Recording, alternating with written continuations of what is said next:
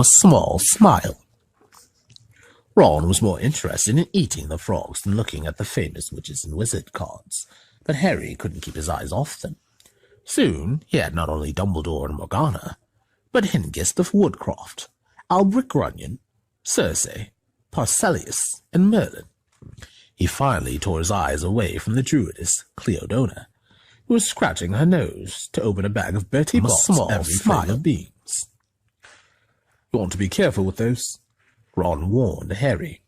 "When they say every flavour, they mean every flavour. You know, you get all of the ordinary ones like chocolate and peppermint and marmalade, but then you can get spinach and liver and tripe. George reckons he had a bogey-flavoured one once." Ron picked up a green bean, looked at it carefully, and bit into a corner. "Blah! See, sprouts." They had a good time eating the every flavour beans. Harry got toast, coconut, baked bean, strawberry, curry, grass, coffee, sardine, and was even brave enough to nibble the end of a funny grey one Ron wouldn't touch, which turned out to be pepper. The countryside, now flying past the window, was becoming wilder. The neat fields had gone. Now there were woods, twisting rivers, and dark green hills. There was a knock on the door of their compartment, and the round-faced boy Harry had passed on platform 9 3/4 came in. He looked tearful. "Sorry," he said, "but have you seen a toad at all?" When they shook their heads, he wailed, "I've lost him. He keeps getting away from me." "He'll turn up," said Harry. "Yes," said the boy miserably. "Well, if you see him—" He left. "Don't know why you're so bothered," said Ron. "If I'd bought a toad, I'd lose it as quick as I could. Mind you, I bought Scabbers, so I can't talk." The rat was still snoozing on Ron's lap.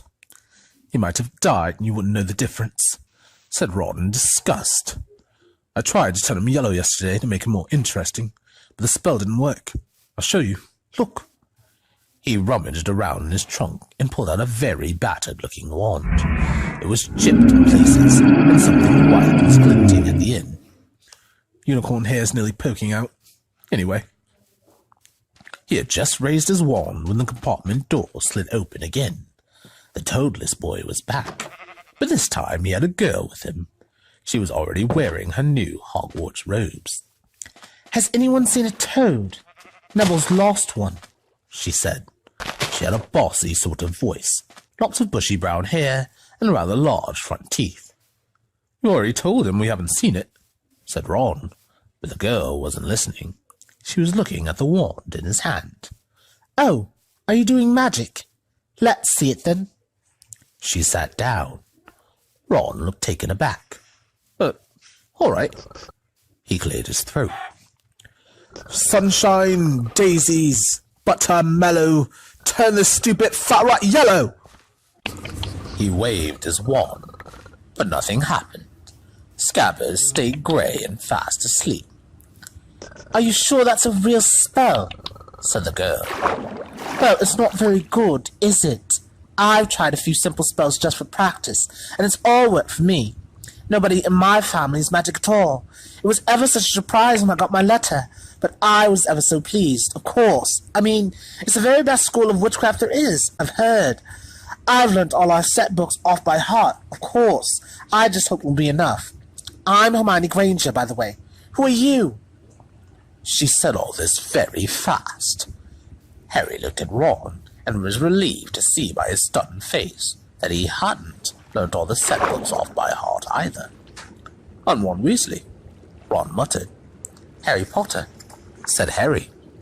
"Are you really?" said Hermione. "I know all about you, of course. I got a few extra books for background reading, and you're in modern magical history, and the rise and fall of the dark arts, and grading wizarding events of the 20th century." "Am I?" said Harry, feeling dazed. "Goodness, didn't you know? I'd have found out everything I could if it was me," said Hermione. "Did either of you know what house you'll be in? I've been asking around, and I hope I'm in Gryffindor. It sounds by far the best. I hear Dumbledore himself was one, but I suppose Ravenclaw wouldn't be too bad. Anyway, we'd better go and look for Neville's toad. You two had better change, you know. I expect we'll be there soon." And she left, taking the toadless boy with her. "Whatever house I'm in, I hope she's not in it," said Ron. He threw his wand back into his trunk. "Stupid spell. George gave it to me, but he knew it was a dud." "What house are your brothers in?" asked Harry. "Gryffindor," said Ron. Gloom seemed to be settling on him again. "Mom and Dad were in it too. I don't know what they'll say if I'm not. I don't suppose Ravenclaw would be too bad, but imagine if they put me in Slytherin. That's the house of all... I mean, you know who was in." "Yeah," said Ron. He flopped back into his seat, looking depressed. "You know, I think the ends of Scabbers' whiskers are a bit lighter," said Harry, trying to take Ron's mind off houses. "So what do your older brothers do now they've left anyway?" Harry was wondering what a wizard did once he'd finished school. "Charlie's in Romania studying dragons, and Bill's in Africa doing something for Gringotts," said Ron. "Did you hear about Gringotts? It's been all over the Daily Prophet, but I don't suppose you get that with the Muggles. Someone tried to rob a high-security vault." Harry stared. "Really? What happened to them?" "Nothing. That's why it's such big news. They haven't been caught. My dad says it must have been a powerful dark wizard to get round Gringotts, but they don't think they took anything. That's what's odd. Of course, everyone gets scared when something like this happens, in case you know who is behind it." Harry turned this news over in his mind. He was starting to get a prickle of fear every time "you know who" was mentioned. I suppose this was all part of entering the magical world, and it had been a lot more comfortable saying Voldemort without worrying. "What's your Quidditch team?" Ron asked. I don't know any," Harry confessed. "What?" Ron looked dumbfounded. "Oh, you wait. It's the best game in the world." And he was off, explaining all about the 4 balls and the positions of the 7 players, describing famous games he'd been to with his brothers and the broomstick he'd like to get if he had the money. He was just taking Harry through the finer points of the game when the compartment door slid open yet again. But it wasn't Neville, the toadless boy, or Hermione Granger this time. 3 boys entered, and Harry recognized the middle one at once. It was the pale boy from Madame Malkin's robe shop. He was looking at Harry with a lot more interest than he'd showed back in Diagon Alley. "Is it true," he said, "they're saying all down the train that Harry Potter's in this compartment? So it's you, is it?" "Yes," said Harry. He was looking at the other boys. Both of them were thick-set and looked extremely mean. Standing either side of the pale boy, they looked like bodyguards. "Oh, this is Crabbe, and this is Goyle," said the boy carelessly, noticing where Harry was looking. "And my name's Malfoy, Draco Malfoy." Ron gave a slight cough, which might have been hiding a snigger. Draco Malfoy looked at him. "Think my name's funny, do you? No need to ask who you are. My father told me all the Weasleys have red hair, freckles, and more children than they can afford." He turned back to Harry. "You'll soon find out some wizarding families are much better than others, Potter. You don't want to go making friends with the wrong sort. I can help you there." He held out his hand to shake Harry's, but Harry didn't take it. "I think I can tell who the wrong sort are for myself, thanks," he said coolly. Draco Malfoy didn't go red, but a pink tinge appeared in his pale cheeks. "I'd be careful if I were you, Potter," he said slowly. "Unless you're a bit politer and go the same way as your parents. They didn't know what was good for them either. They hang around with riffraff like the Weasleys, and that Hagrid, and will rub off on you." Both Harry and Ron stood up. Ron's face was as red as his hair. "Say that again," he said. "Oh, are you going to fight us, are you?" Malfoy sneered. "Unless you get out now," said Harry, more bravely than he felt, because Crabbe and Goyle were a lot bigger than him or Ron. "But we don't feel like leaving, do we, boys? We've eaten all our food, and you still seem to have some." Goyle reached towards the chocolate frogs next to Ron. Ron leapt forward, but before he'd so much as touched Goyle, Goyle let out a horrible yell. Scabbers the rat was hanging off his finger. Sharp little teeth sunk deep into Goyle's knuckle. Crabbe and Malfoy backed away as Gore swung Scabbers round and round, howling, and when Scabbers finally flew off and hit the window, all three of them disappeared at once.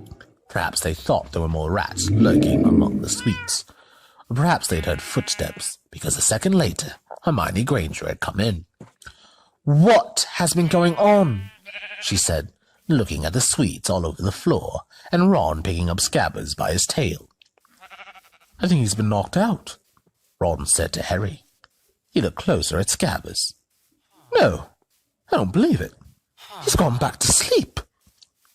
And so he had. "You've met Malfoy before?" Harry explained about their meeting in Diagon Alley. "I've heard of his family, so dark. They were some of the first to come back to our side after you-know-who disappeared. So they've been bewitched. My dad doesn't believe it. He says Malfoy's father didn't need an excuse to go to the dark side."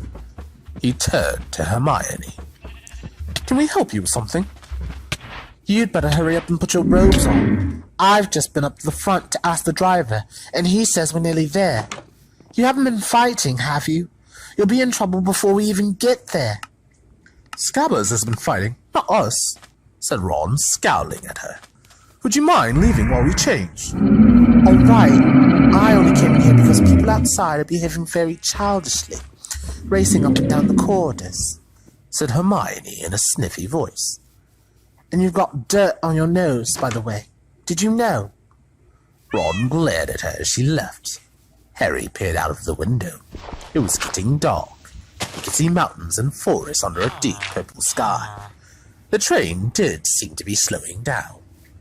He and Ron took off their jackets and pulled on their long black robes. Ron's were a bit short for him. You could see his trainers underneath them. A voice echoed through the train. "We will be reaching Hogwarts in 5 minutes' time. Please leave your luggage on the train. It will be taken to the school separately." Harry's stomach lurched with nerves, and Ron, he saw, looked pale under his freckles. They crammed their pockets with the last of their sweets and joined the crowd thronging the corridor. The train slowed right down and finally stopped. People pushed their way towards the door and out onto a tiny dark platform. Harry shivered in the cold night air. Then a lamp came bobbing over the heads of the students, and Harry heard a familiar voice. First years over here." "All right there, Harry." Hagrid's big, hairy face beamed over the sea of heads. "Come on, follow me. You were first years. I'm step now. First years, follow me." Slipping and stumbling, they followed Hagrid down what seemed to be a steep, narrow path. It was so dark either side of them that Harry thought there must be thick trees there. Nobody spoke much. Neville, the boy who kept losing his toad, sniffed once or twice. "We'll get your first sight of Hogwarts in a sec," Hagrid called over his shoulder. "Just round this bend near." There was a loud "ooh." The narrow path had opened suddenly onto the edge of a great black lake. Perched atop a high mountain on the other side, its windows sparkling in the starry sky, was a vast castle with many turrets and towers. "No more than 4 to a boat," Hagrid called, pointing to a fleet of little boats sitting in the water by the shore. Harry and Ron were followed into their boat by Neville and Hermione. "Everyone in?" shouted Hagrid, who had a boat to himself. "Right then, forward!"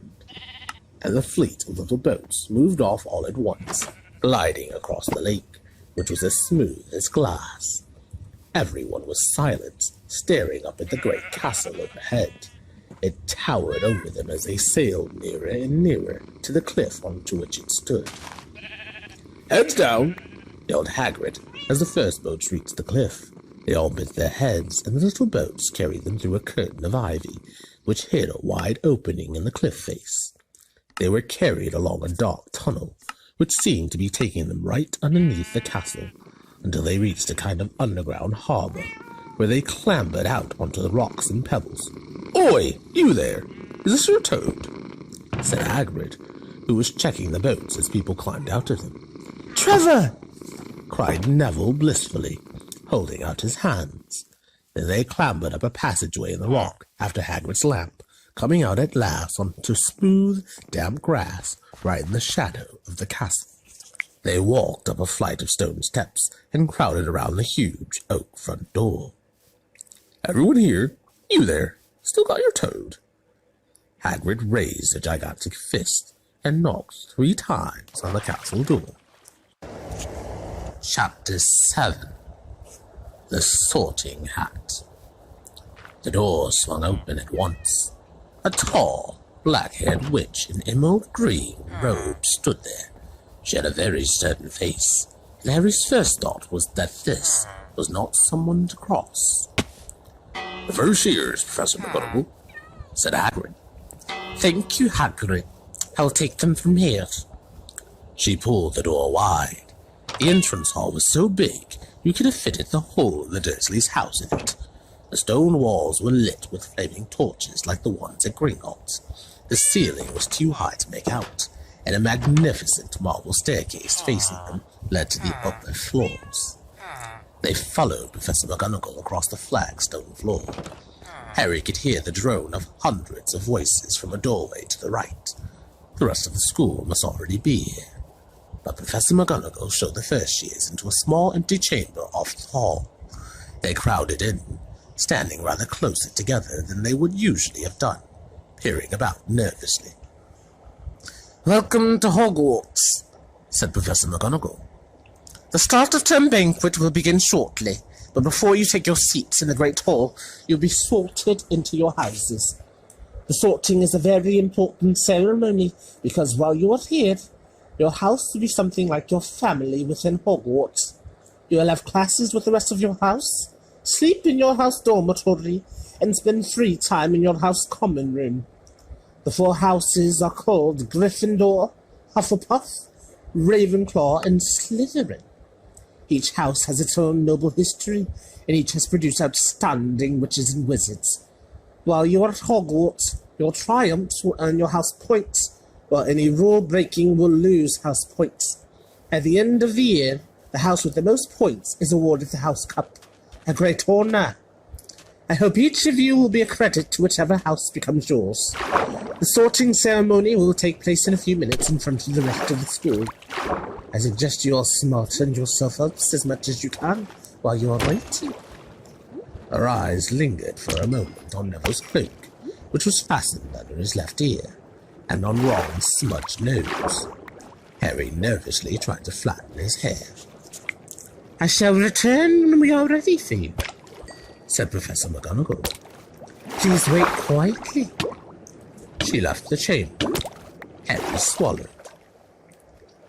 "How exactly do they sort us into houses?" he asked Ron. "Some sort of test, I think. Fred said it hurts a lot, but I think he was joking." Harry's heart gave a horrible jolt. A test in front of the whole school. But he didn't know any magic yet. What on earth would he have to do? He hadn't expected something like this the moment they arrived. He looked around anxiously and saw that everyone else looked terrified too.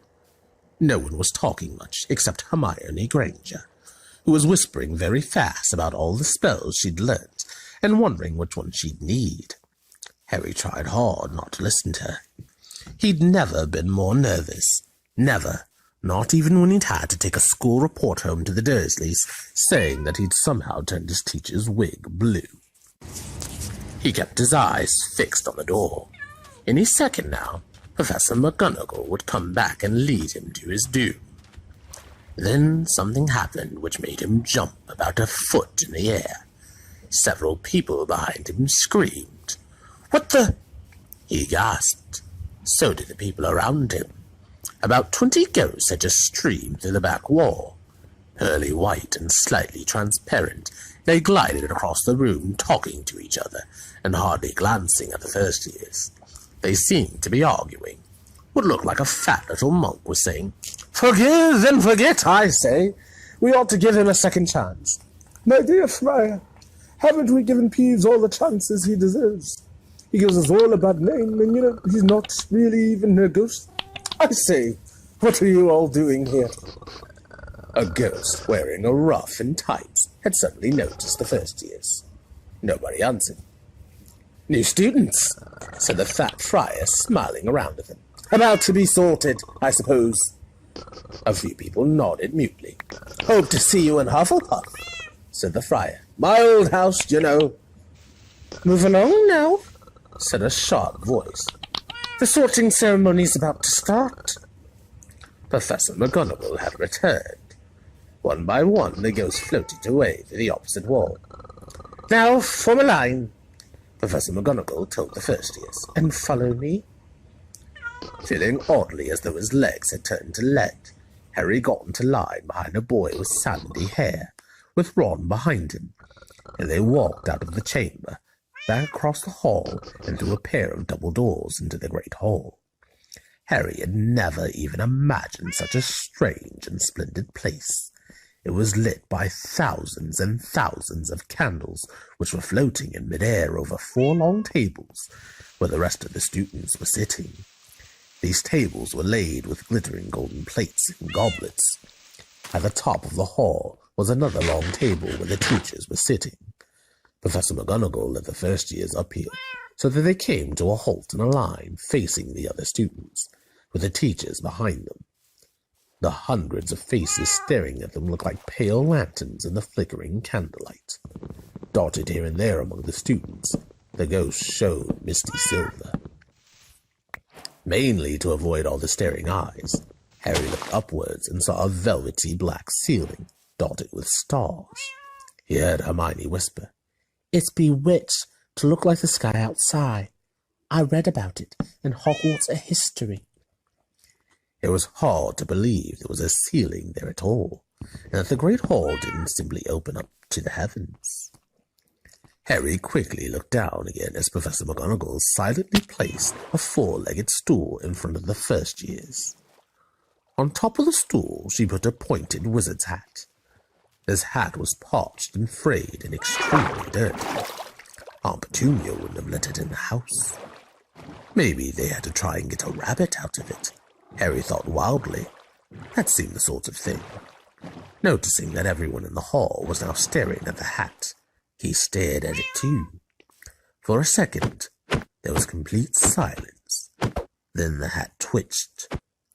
A rip near the brim opened wide like a mouth, and the hat began to sing. "Oh, you may not think I'm pretty, but don't judge on what you see. I'll eat myself if you can find a smarter hat than me. You can keep your bowl as black, your top hat sleek and tall. For I'm the Hogwarts sorting hat, and I can cap them all. There's nothing hidden in your head the sorting hat can't see. So try me on, and I will tell you where you ought to be. You might belong in Gryffindor, where dwell the brave at heart. Their daring nerve and chivalry set Gryffindors apart. You might belong in Hufflepuff, where they are just and loyal. Those patient Hufflepuffs are true and unafraid of toil. Or yet in rise old Ravenclaw, if you've a ready mind, where those of wit and learning will always find their kind. Or perhaps in Slytherin you'll make your real friends. Those cunning folks use any means to achieve their ends. So put me on, don't be afraid, and don't get in a flap. You're safe in hands, though I have none, for I'm a thinking cap. The whole hall burst into applause as the hat finished its song. It bowed to each of the 4 tables, and then became quite still again. "So we've just got to try on the hat," Ron whispered to Harry. "I'll kill Fred. He was going on about wrestling a troll." Harry smiled weakly. Yes, trying on the hat was a lot better than having to do a spell, but he did wish they could have tried it on without everyone watching. The hat seemed to be asking rather a lot. Harry didn't feel brave or quick-witted or any of it at the moment. If only the hat had mentioned a house for people who felt a bit queasy, that would have been the one for him. Professor McGonagall now stepped forward holding a long roll of parchment. "When I call your name, "You'll put on the hat and sit on the stool and be sorted," she said. "Abort Hannah." A pink-faced girl with blonde pigtails stumbled out of line, put on the hat, which fell right down over her eyes, and sat down. A moment's pause. "Hufflepuff!" shouted the hat. The table on the right cheered and clapped as Hannah went to sit down at the Hufflepuff table. Harry saw the ghost of the fat friar waving merrily at her. "Bones Susan!" "Hufflepuff!" shouted the hat again, and Susan scuttled off to sit next to Hannah. "Boot Terry!" "Ravenclaw!" The table's second from the left clapped this time. Several Ravenclaws stood up to shake hands with Terry as he joined them. "Brocklehurst Mandy," went to Ravenclaw too, but Brown Lavender became the first new Gryffindor, and the table on the far left exploded with cheers. Harry could see Ron's twin brothers catcalling. "Bulstrode Millicent," then became a Slytherin. Perhaps it was Harry's imagination.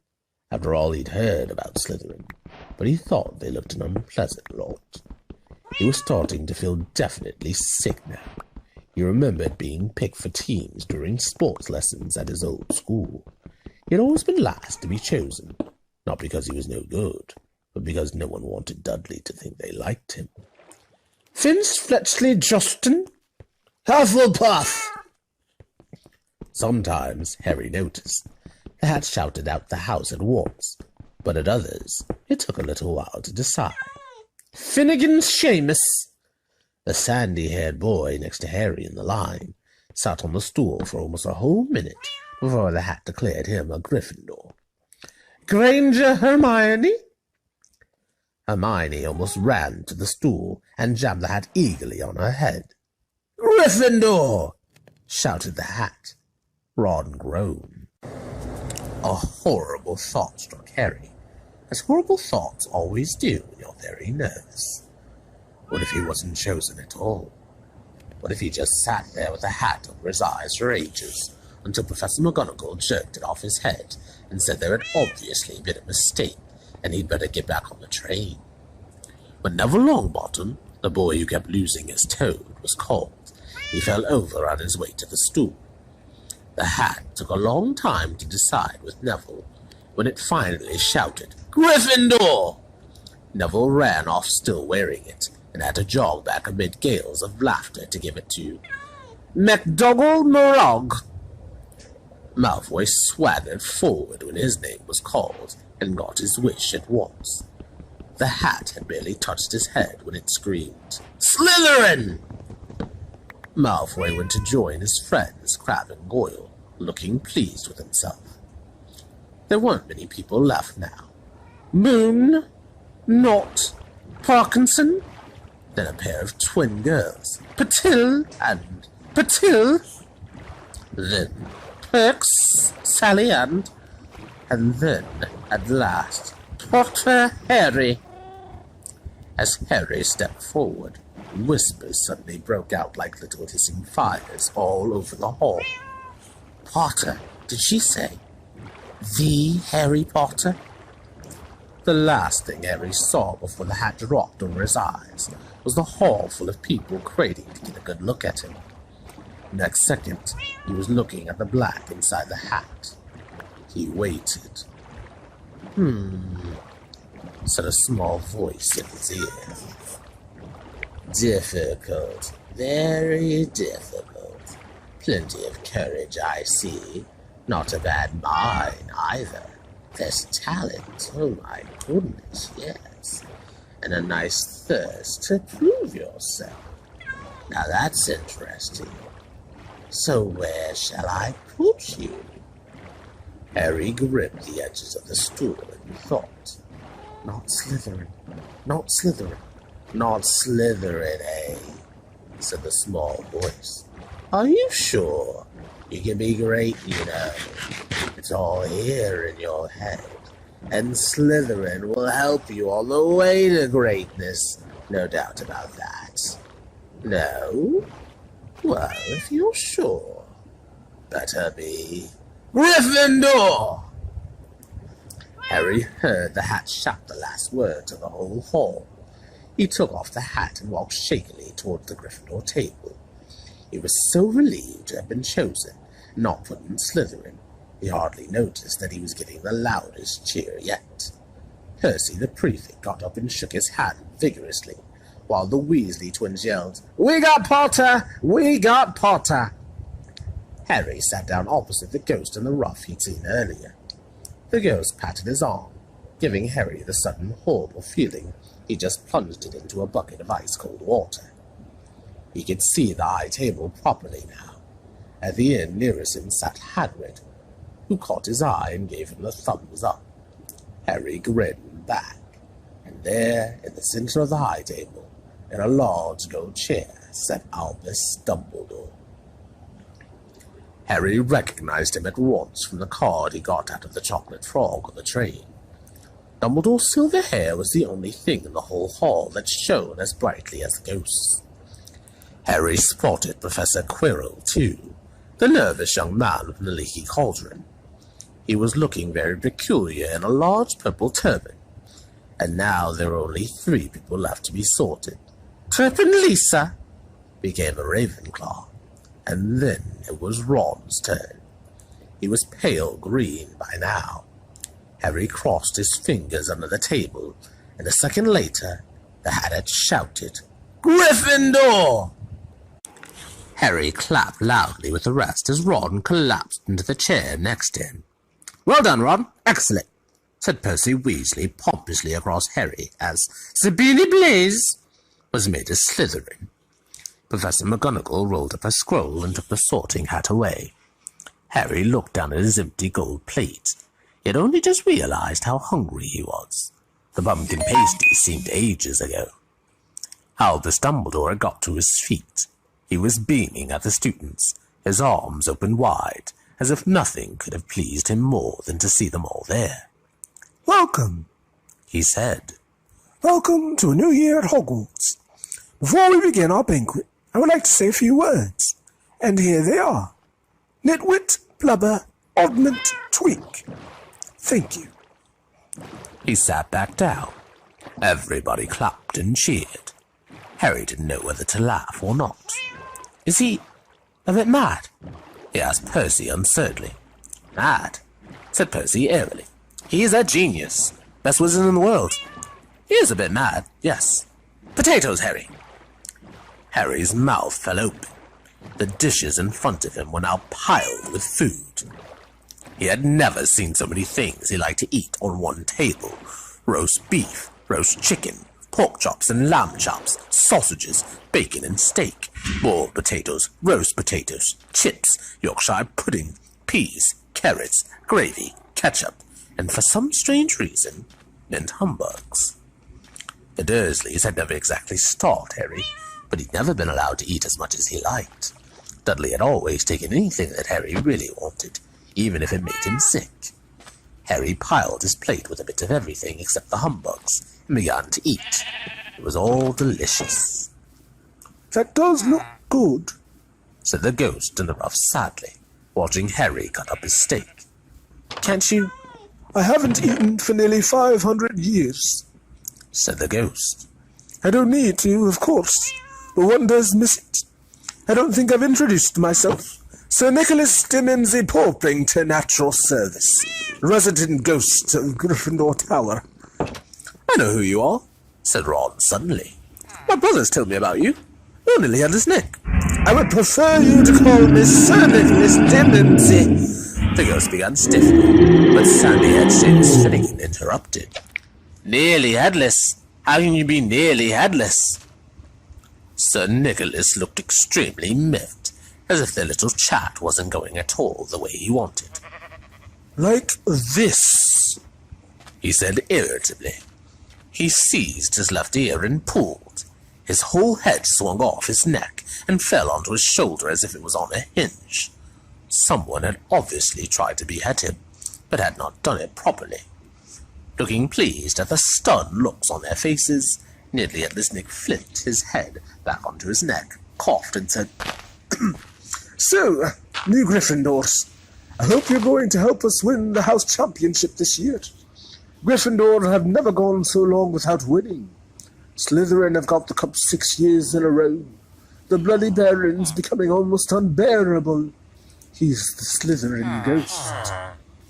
Harry looked over at the Slytherin table and saw a horrible ghost sitting there, with blank, staring eyes, a gaunt face, and robes stained with silver blood.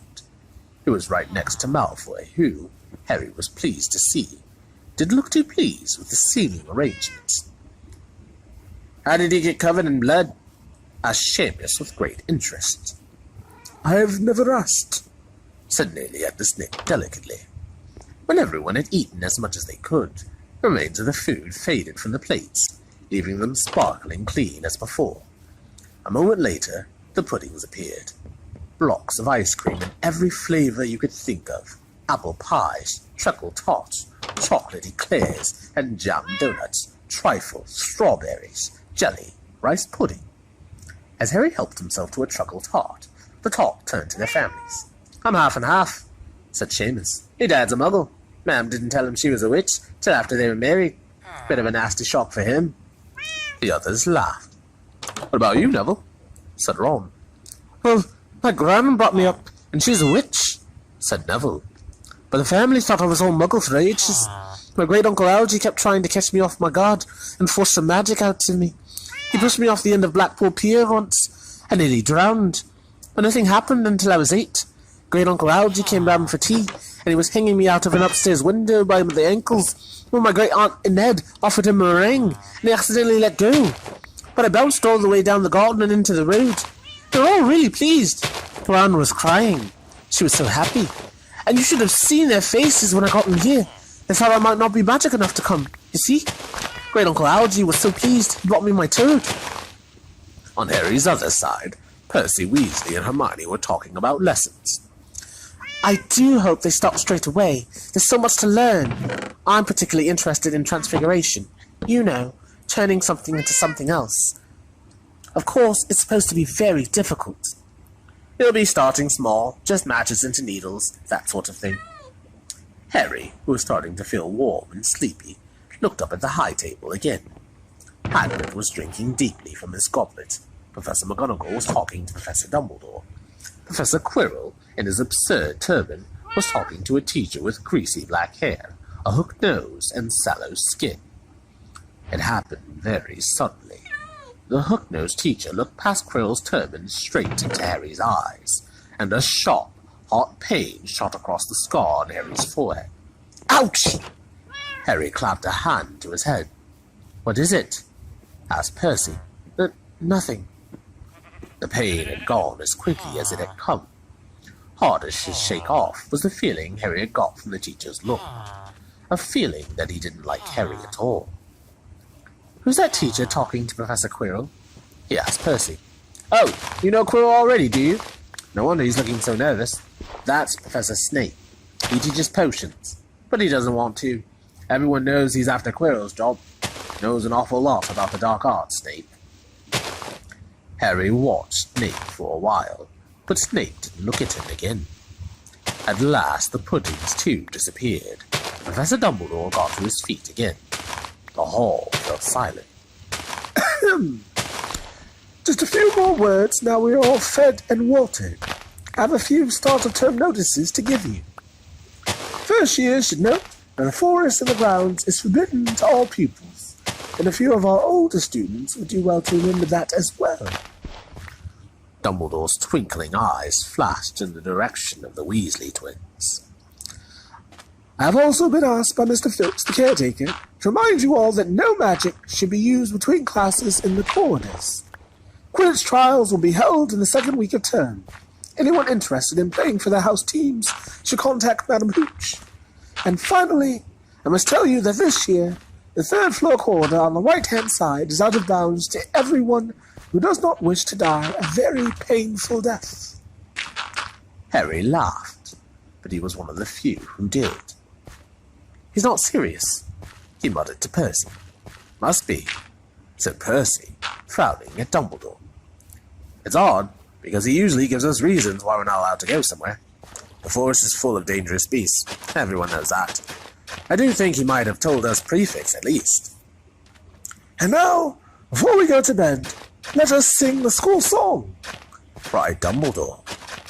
Harry noticed that the other teachers' smiles had become rather fixed. Dumbledore gave his wand a little flick, as if he was trying to get a fly off the end, and a long golden ribbon flew out of it, which rose high above the tables and twisted itself snake-like into words. Everyone pick their favorite tune, said Dumbledore, and off we go.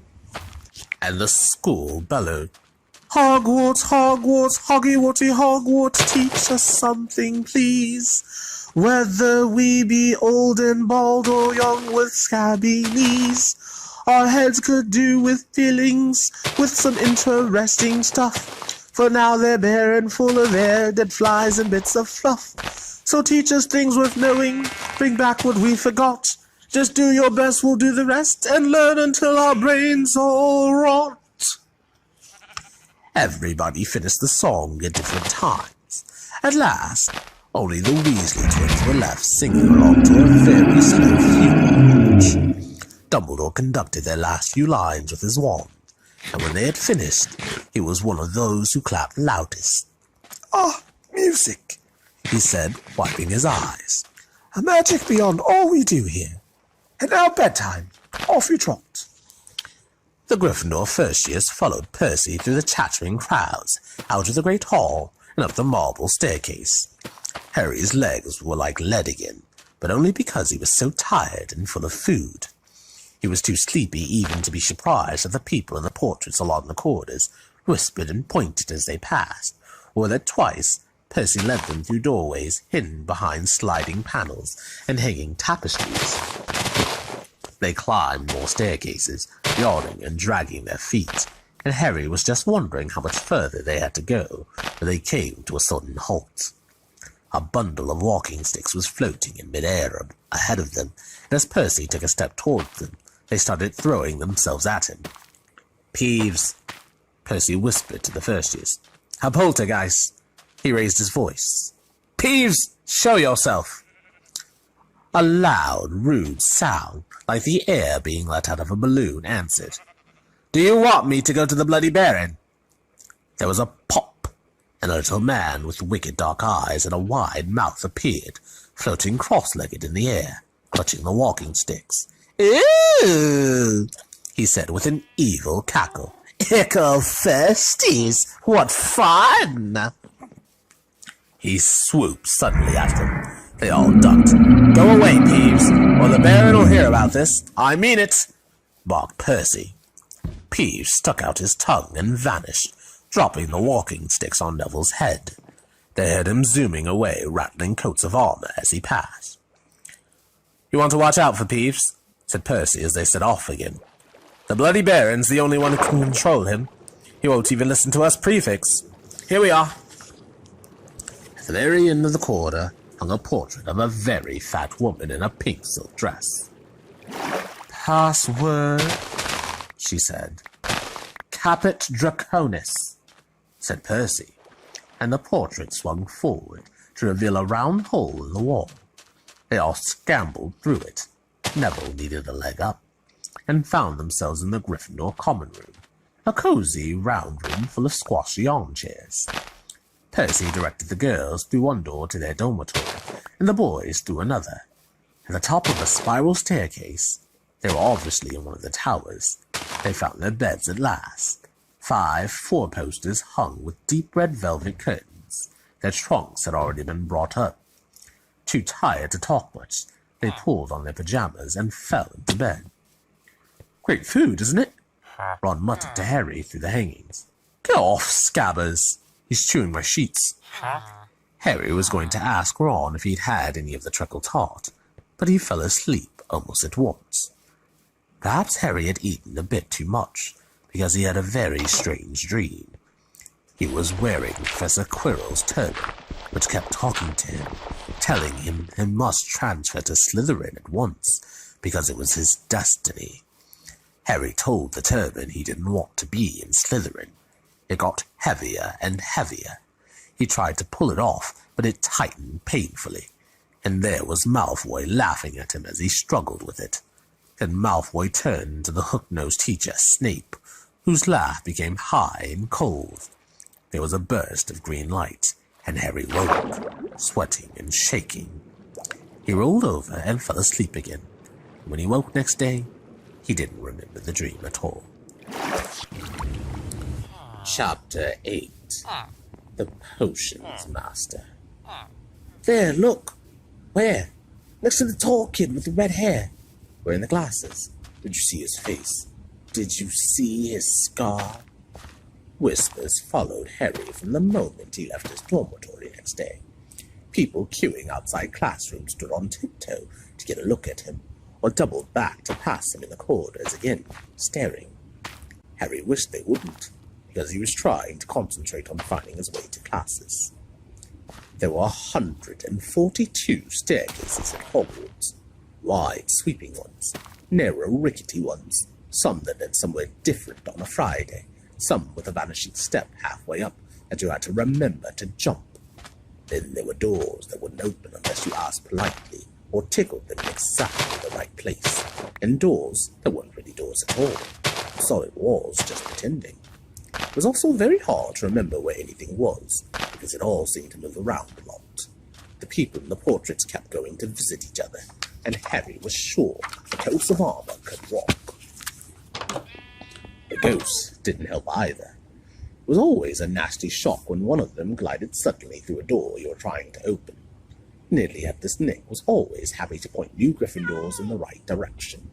But Peeves, the poltergeist, was worth 2 locked doors and a trick staircase if you met him when you were late for class. He would drop waste paper baskets on your head, pull rugs from under your feet, pelt you with bits of chalk, or sneak up behind you, invisible, grab your nose and screech, "Got your conk!" Even worse than Peeves, if that was possible, was the caretaker, August Filch. Harry and Ron managed to get on the wrong side of him on their very first morning. Filch found them trying to force their way through a door which unluckily turned out to be the entrance to the out-of-bounds corridor on the 3rd floor. He wouldn't believe they were lost, was sure they were trying to break into it on purpose, and was threatening to lock them in the dungeons when they were rescued by Professor Quirrell, who was passing. Filch owned a cat called Mrs. Norris, a scrawny, dust-colored creature with bulging lamp-like eyes just like Filch's. She patrolled the corridors alone. Break a rule in front of her, but just one toe out of line, and she'd whisk off for Filch, who'd appear wheezing 2 seconds later. Filch knew the secret passageways of the school better than anyone, except perhaps the Weasley twins. He could pop up as suddenly as any of the ghosts. The students all hated him. It was the dearest ambition of many to give Mrs. Norris a good kick. And then, once you had managed to find them, there were the lessons themselves. There was a lot more to magic, as Harry quickly found out, than waving your wand and saying a few funny words. They had to study the night skies through their telescopes every Wednesday at midnight, and learn the names of different stars and the movements of the planets. 3 times a week, they went out to the greenhouses behind the castle to study herbology, with a dumpy little witch called Professor Sprout, where they learnt how to take care of all the strange plants and fungi, and found out what they were used for. Easily the most boring lesson was History of Magic, which was the only class taught by a ghost. Professor Binns had been very old indeed, and he had fallen asleep in front of the staff room fire and got up the next morning to teach, leaving his body behind him. Ben was drawn on and on while they scribbled down names and dates and got Imric the Evil and Uric the Oddball mixed up. Professor Flitwick, the charms teacher, was a tiny little wizard who had to stand on a pile of books to see over his desk. At the start of their first lesson, he took the register, and when he reached Harry's name, he gave an excited squeak and toppled out of sight. Professor McGonagall was again different. Harry had been quite right to think she was their teacher to cross. Strict and clever, she gave them a talking to the moment they had sat down in her first class. Transfiguration is some of the most complex and dangerous magic you will learn at Hogwarts, she said. Anyone messing around in my class will leave and not come back. You have been warned. Then she changed her desk into a pig and back again. They were all very impressed and couldn't wait to get started, but soon realized they were going to be changing the furniture into animals for a long time.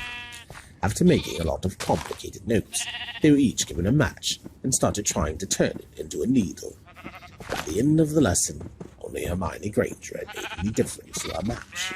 Professor McGonagall showed her class how it had gone all silver and pointy, and gave Hermione a rare smile. The class everyone had really been looking forward to was Defense Against the Dark Arts. But Quirrell's lessons turned out to be a bit of a joke. His classroom smelled strongly of garlic, which everyone said was to ward off a vampire he'd met in Romania, and was afraid would be coming back to get him one of these days. His turban, he told them, had been given to him by an African prince as a thank you for getting rid of a troublesome zombie, but they weren't sure they believed this story. For one thing, when Seamus Finnegan asked eagerly to hear how Quirrell had fought off the zombie, Quirrell went pink and started talking about the weather. For another, they had noticed that a funny smell hung around the turban, and the Weasley twins insisted that it was stuffed full of garlic as well, so that Quirrell was protected wherever he went. Harry was very relieved to find out that he wasn't miles behind everyone else. Lots of people had come from Muggle families, and, like him, hadn't had any idea that they were witches and wizards. There was so much to learn that even people like Ron didn't have much of a head start. Friday was an important day for Harry and Ron.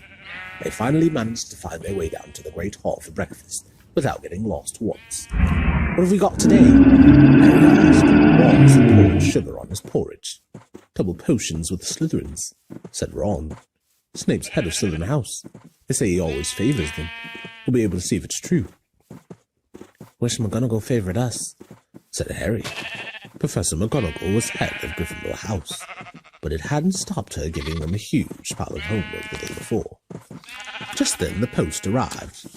Harry had got used to this by now, but it had given him a bit of a shock on the first morning, when about 100 owls had suddenly streamed into the great hall during breakfast, circling the tables until they saw their owners, and dropping letters and packages onto their laps.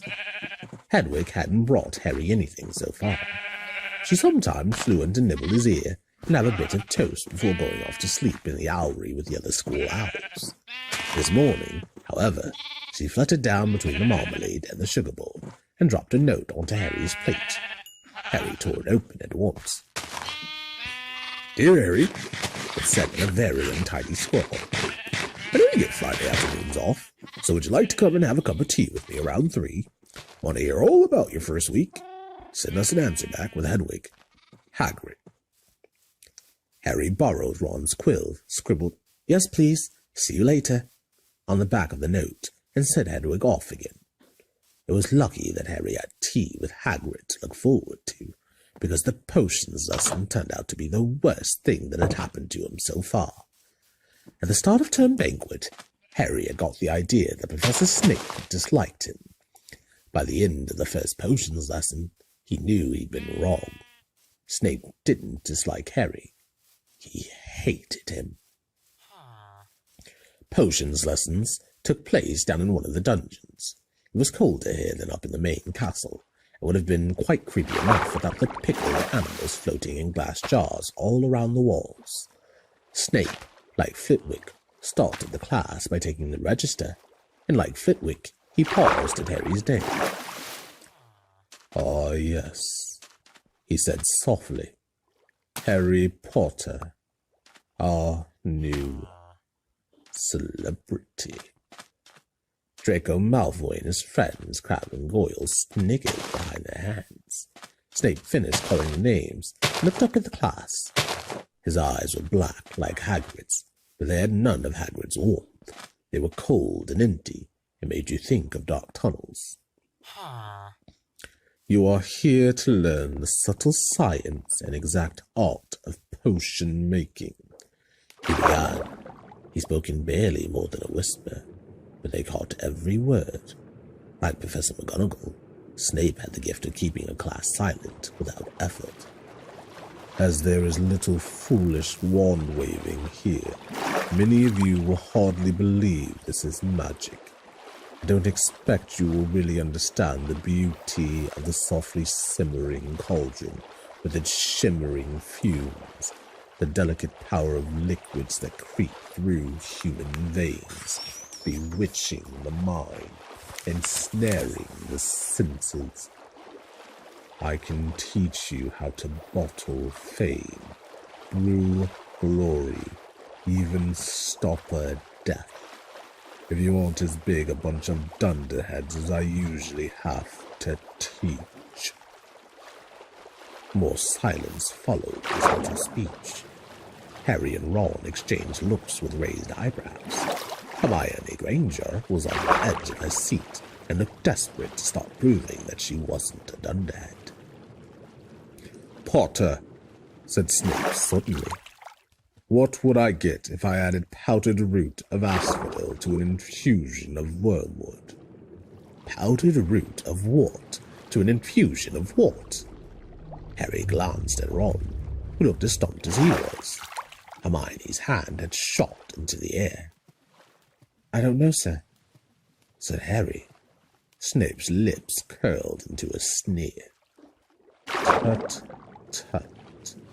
Fame clearly isn't everything." He ignored Hermione's hand. "Let's try again. Potter, where would you look if I told you to find me a bazaar?" Hermione stretched her hand as high into the air as it would go, without leaving her seat, but Harry didn't have the faintest idea what a bazaar was. He tried not to look at Malfoy, Crabbe, and Goyle, who were shaking with laughter. "I don't know, sir." "Thought you wouldn't open a book before coming, Potter?" Harry forced himself to keep looking straight into those cold eyes. He had looked through the books at the Dursleys, but did Snape expect him to remember everything in 1,000 magical herbs and fungi? Snape was still ignoring Hermione's quivering hand. "What is the difference, Potter, between monkshood and wolfsbane?" At this, Hermione stood up, her hand stretching towards the dungeon ceiling. "I don't know," said Harry quietly. "I think Hermione does, though. Why don't you try her?" A few people laughed. Harry caught Seamus's eye, and Seamus winked. Snape, however, was not pleased. "Sit down," he snapped at Hermione. "For your information, Potter, asphodel and wormswood make a sleeping potion so powerful it is known as the Draught of Living Death. A bazaar is a stone taken from the stomach of a goat, and it will save you from most poisons. As for monkshood and wolfsbane, they are the same plant which also go by the name of aconite." "Well, why aren't you all copying that down?" There was a sudden rummaging for quills and parchment. Over the noise, Snape said, "And a point will be taken from Gryffindor because of your cheek, Potter." Things didn't improve for Gryffindors as the potions lessons continued. Snape put them all into pairs and set them to mixing up a simple potion to cure boils. He swept around in his long black coat, watching them weigh dried nettles and crush snake fangs, criticizing almost everyone except Malfoy, whom he seemed to like. He was just telling everyone to look at the perfect way Malfoy had stewed his horned slugs when clouds of acid green smoke and a loud hissing filled the dungeon. Neville had somehow managed to melt Seamus's cauldron into a twisted blob, and their potion was seeping across the stone floor, burning holes in people's shoes. Within seconds, the whole class was standing on their stools, while Neville, who had been drenched in the potion when the cauldron collapsed, moaned in pain as angry red boils sprang up all over his arms and legs. "Idiot boy," snarled Snape, clearing the spilled potion away with one wave of his wand. "I suppose you added the porcupine quills before taking the cauldron off the fire?" Neville whimpered as boils started to pop up all over his nose. "Take him up to the hospital wing." Snape spat at Seamus. Then he rounded on Harry and Ron, who had been working next to Neville. "You, Potter, why didn't you tell him not to add the quills? Thought he'd make you look good if he got it wrong, did you? That's another point you lost for Gryffindor. This was so unfair, and Harry opened his mouth to argue, but Ron kicked him behind their cauldron. Don't push it, he muttered. I've heard Snape can turn very nasty. As they climbed the steps out of the dungeon an hour later, Harry's mind was racing and his spirits were low. He'd lost 2 points for Gryffindor in his very first week. Why did Snape hate him so much? Cheer up, said Ron. Snape's always taking points off Fred and George. Can I come and meet Hagrid with you? At 5 to 3, they left the castle and made their way across the grounds. Hagrid lived in a small wooden house on the edge of the Forbidden Forest. A crossbow and a pair of galoshes were outside the front door. When Harry knocked, they heard a frantic scrabbling from inside and several booming barks. Then Hagrid's voice rang out, saying, "Back, Fang! Back!" Hagrid's big, hairy face appeared in the crack as he pulled the door open. "Hang on," he said. "Back, Fang!" He let them in, struggling to keep a hold on the collar of an enormous black boarhound. There was only one room inside. Hams and pheasants were hanging from the ceiling. A copper kettle was boiling on the open fire, and in a corner stood a massive bed with a patchwork quilt over it. "Make yourselves at home," said Hagrid, letting go of Fang, who bounded straight at Ron and started licking his ears. Like Hagrid, Fang was clearly not as fierce as he looked. "This is Ron," Harry told Hagrid, who was pouring boiling water into a large teapot and putting rock cakes onto a plate. "Another Weasley, eh?" said Hagrid, glancing at Ron's freckles. "Has been half my life chasing your twin brothers away from the forest." The rock cakes almost broke their teeth, but Harry and Ron pretended to be enjoying them as they told Hagrid all about their first lessons.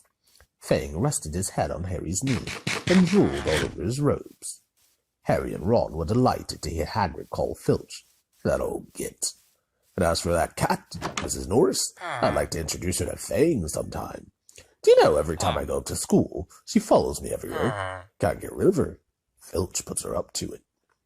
Harry told Hagrid about Snape's lesson. Hagrid, like Ron, told Harry not to worry about it, that Snape had hardly any of the students.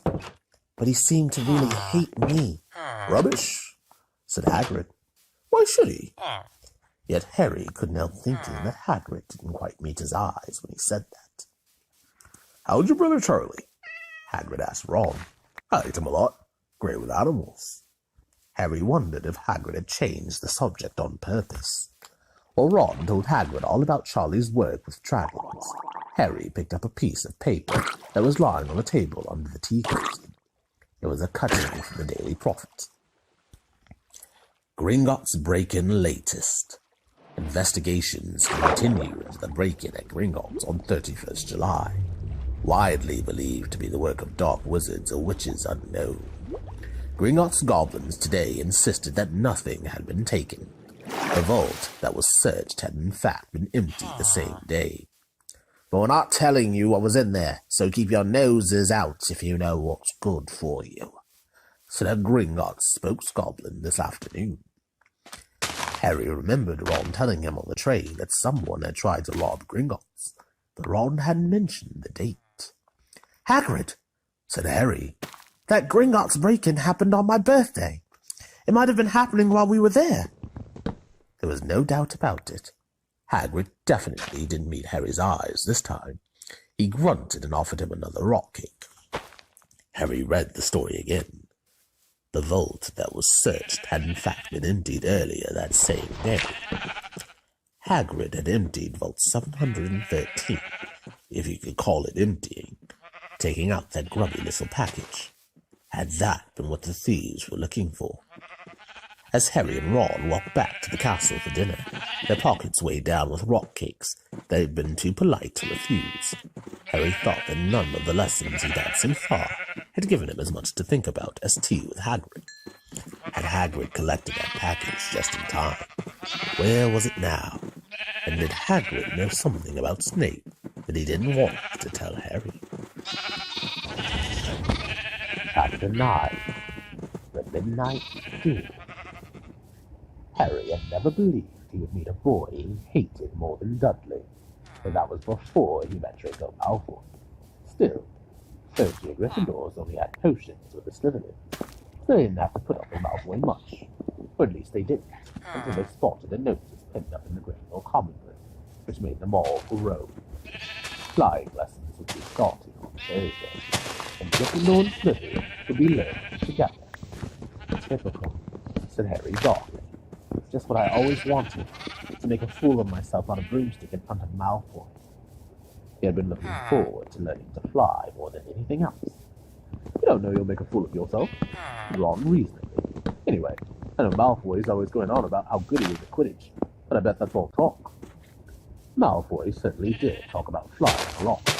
He complained loudly about first years never getting in the House Quidditch teams, and told long, boastful stories, which always seemed to end with him narrowly escaping muggles and helicopters. He wasn't the only one, though. The way Seamus Finnegan told it, he spent most of his childhood zooming around the countryside on his broomstick. Even Ron would tell anyone who'd listen about the time he'd almost hit a hang glider on Charlie's old broom. Everyone from visiting families talked about Quidditch constantly. Ron had already had a big argument with Dean Thomas, who shared their dormitory, about football. Ron couldn't see what was exciting about a game with only one ball, when no one was allowed to fly. Harry had caught Ron prodding Dean's poster of West Ham football team, trying to make the players move. Neville had never been on the broomstick in his life, because his grandmother had never let him near one. Privately, Harry felt she had good reason, because Neville managed to have an extraordinary number of accidents, even with those feet on the ground. Hermione Granger was almost as nervous about flying as Neville was. This was something you couldn't learn by heart out of a book. Not that she hadn't tried. At breakfast on Thursday, she bored them all stupid with flying things she thought out of a library book called Quidditch Through the Ages. Neville was hanging on to her every word, desperate for anything that might help him hang on to his broomstick later. But everybody else was very pleased when Hermione's lecture was interrupted by the arrival of the post. Harry hadn't had a single letter since Hagrid's note, something that Malfoy had been quick to notice, of course. Malfoy's eagle owl was always bringing him packages of sweets from home, which he opened gloatingly at the Slytherin table. A barn owl brought Neville a small package from his grandmother.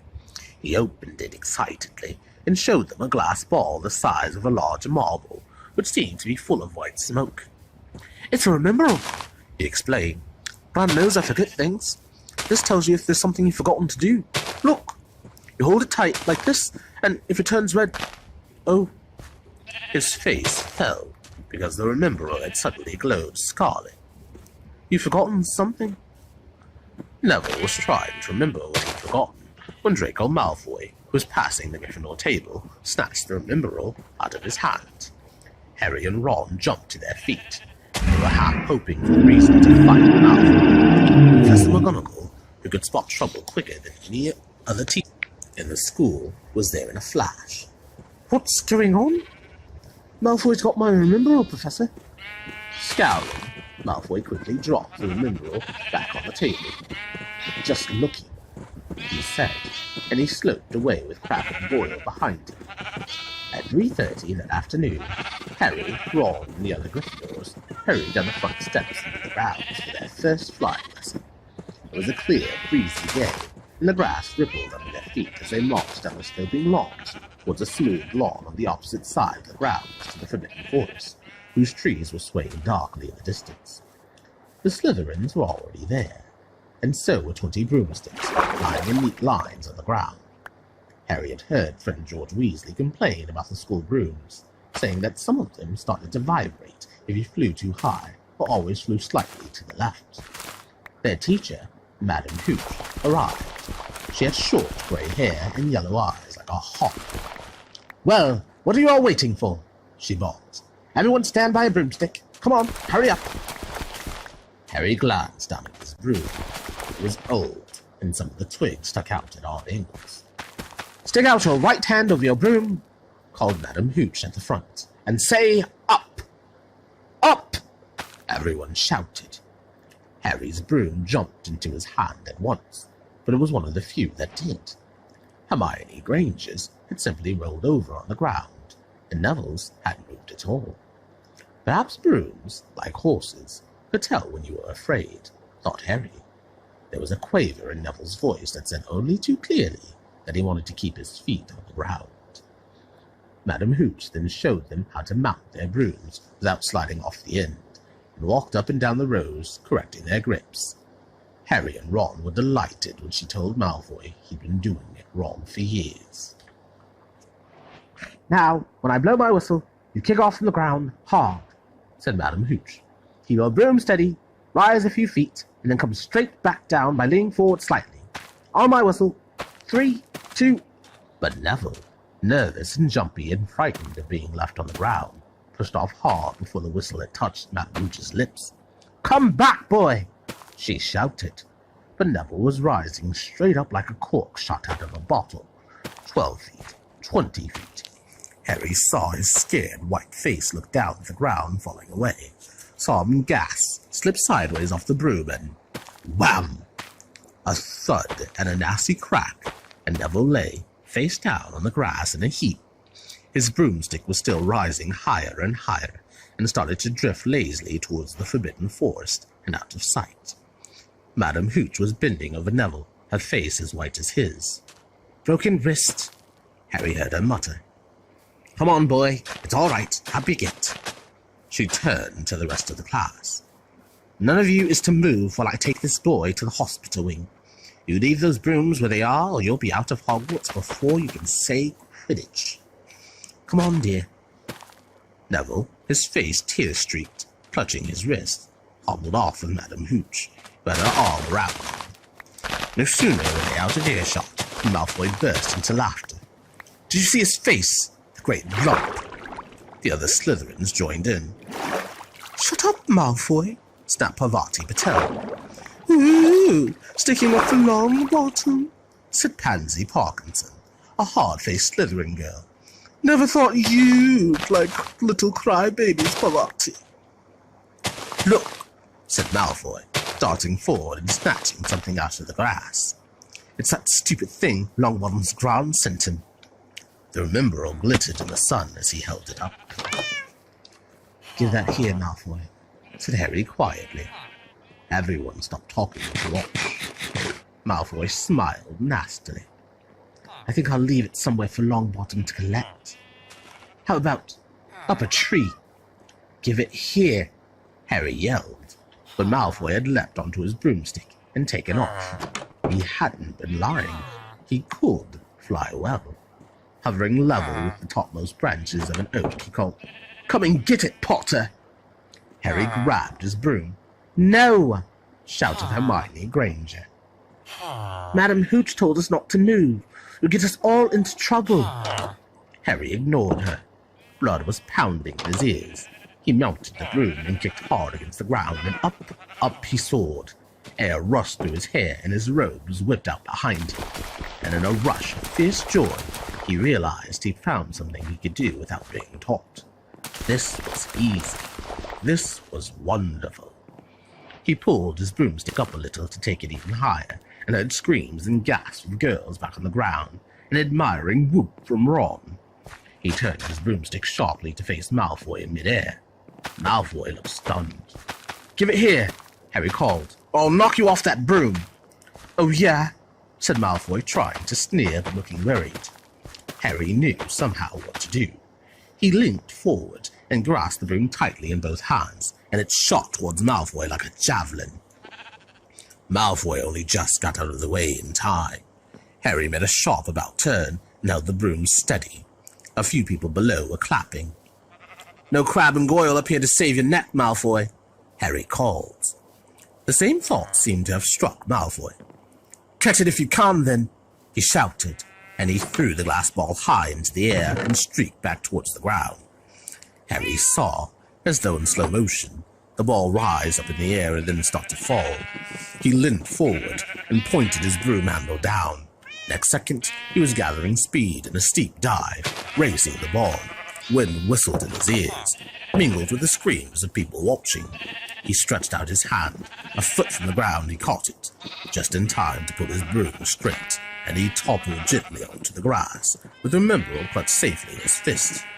"Harry Potter!" His heart sank faster than he just died. Professor McGonagall was running towards them. He got to his feet, trembling. "Never in all my time at Hogwarts!" Professor McGonagall was almost speechless with shock, and her glasses flashed furiously. "How dare you! Might have broken your neck!" "It wasn't his fault, Professor." "Be quiet, Miss Patil." "But Malfoy—" "That's enough, Mr. Weasley. Potter, follow me, now." Harry caught sight of Malfoy, Crabbe, and Goyle's triumphant faces to the left, walking numbly in Professor McGonagall's wake as she strode towards the castle. He was going to be expelled. He just knew it. He wanted to say something to defend himself, but there seemed to be something wrong with his voice. Professor McGonagall was sweeping along without even looking at him. He had a job to keep up. Now he'd done it.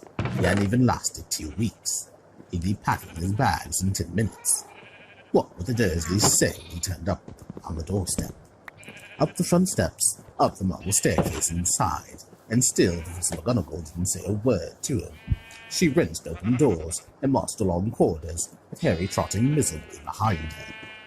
Maybe she was taking him to Dumbledore. He thought of Hagrid, expelled but allowed to stay on as gamekeeper.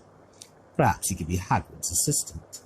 His stomach twisted as he imagined it, watching Ron and the others becoming wizards, while he stomped around the grounds, carrying Hagrid's bag. Professor McGonagall stopped outside a classroom. She opened the door and poked her head inside. "Excuse me, Professor Flitwick. Can I borrow wood for a moment?" Wood, thought Harry, bewildered. Was wood a cage she was going to use on him?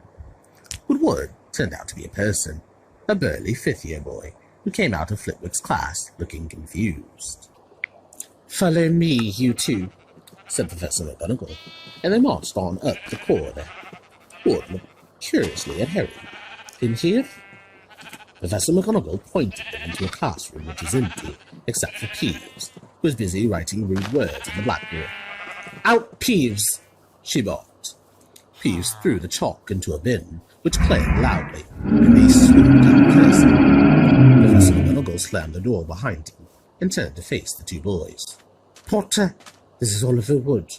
Wood, I found you a seeker." Wood's expression changed from puzzlement to delight. "Are you serious, Professor?" "Absolutely," said Professor McGonagall crisply. "The boy's a natural. I've never seen anything like it. Was that your first time on a broomstick, Potter?" Harry nodded silently. He didn't have a clue what was going on, but he didn't seem to be being expelled, and some of the feeling started coming back to his legs. "I caught that thing in his hand after a 50-foot dive," Professor McGonagall told Wood. "Didn't even scratch himself. Charlie Weasley couldn't have done it." Wood was now looking as though all his dreams had come true at once. "Ever seen a game of Quidditch, Potter?" he asked excitedly. "Wood's captain of the Gryffindor team," Professor McGonagall explained. "He's just the build for a seeker too," said Wood, now walking around Harry and staring at him. "Light, speedy. We'll have to get him a decent broom, Professor. And there is 2000 or a clean sweep 7, I'd say. I should speak to Professor Dumbledore and see if he can't bend the first-year rule. Heaven knows we need a better team than last year. Flattened in that last match by Slytherin, who couldn't look Severus Snape in the face for weeks." Professor McGonagall peered sternly over her glasses at Harry. "I want to hear your training hard, Potter, or I may change my mind about punishing you." Then she suddenly smiled. "Your father would have been proud," she said. "He was an excellent Quidditch player himself." "You're joking!" It was dinner time. Harry had just finished telling Ron what had happened when he'd left the grounds with Professor McGonagall. Ron had a piece of steak and kidney pie halfway to his mouth, but he'd forgotten all about it.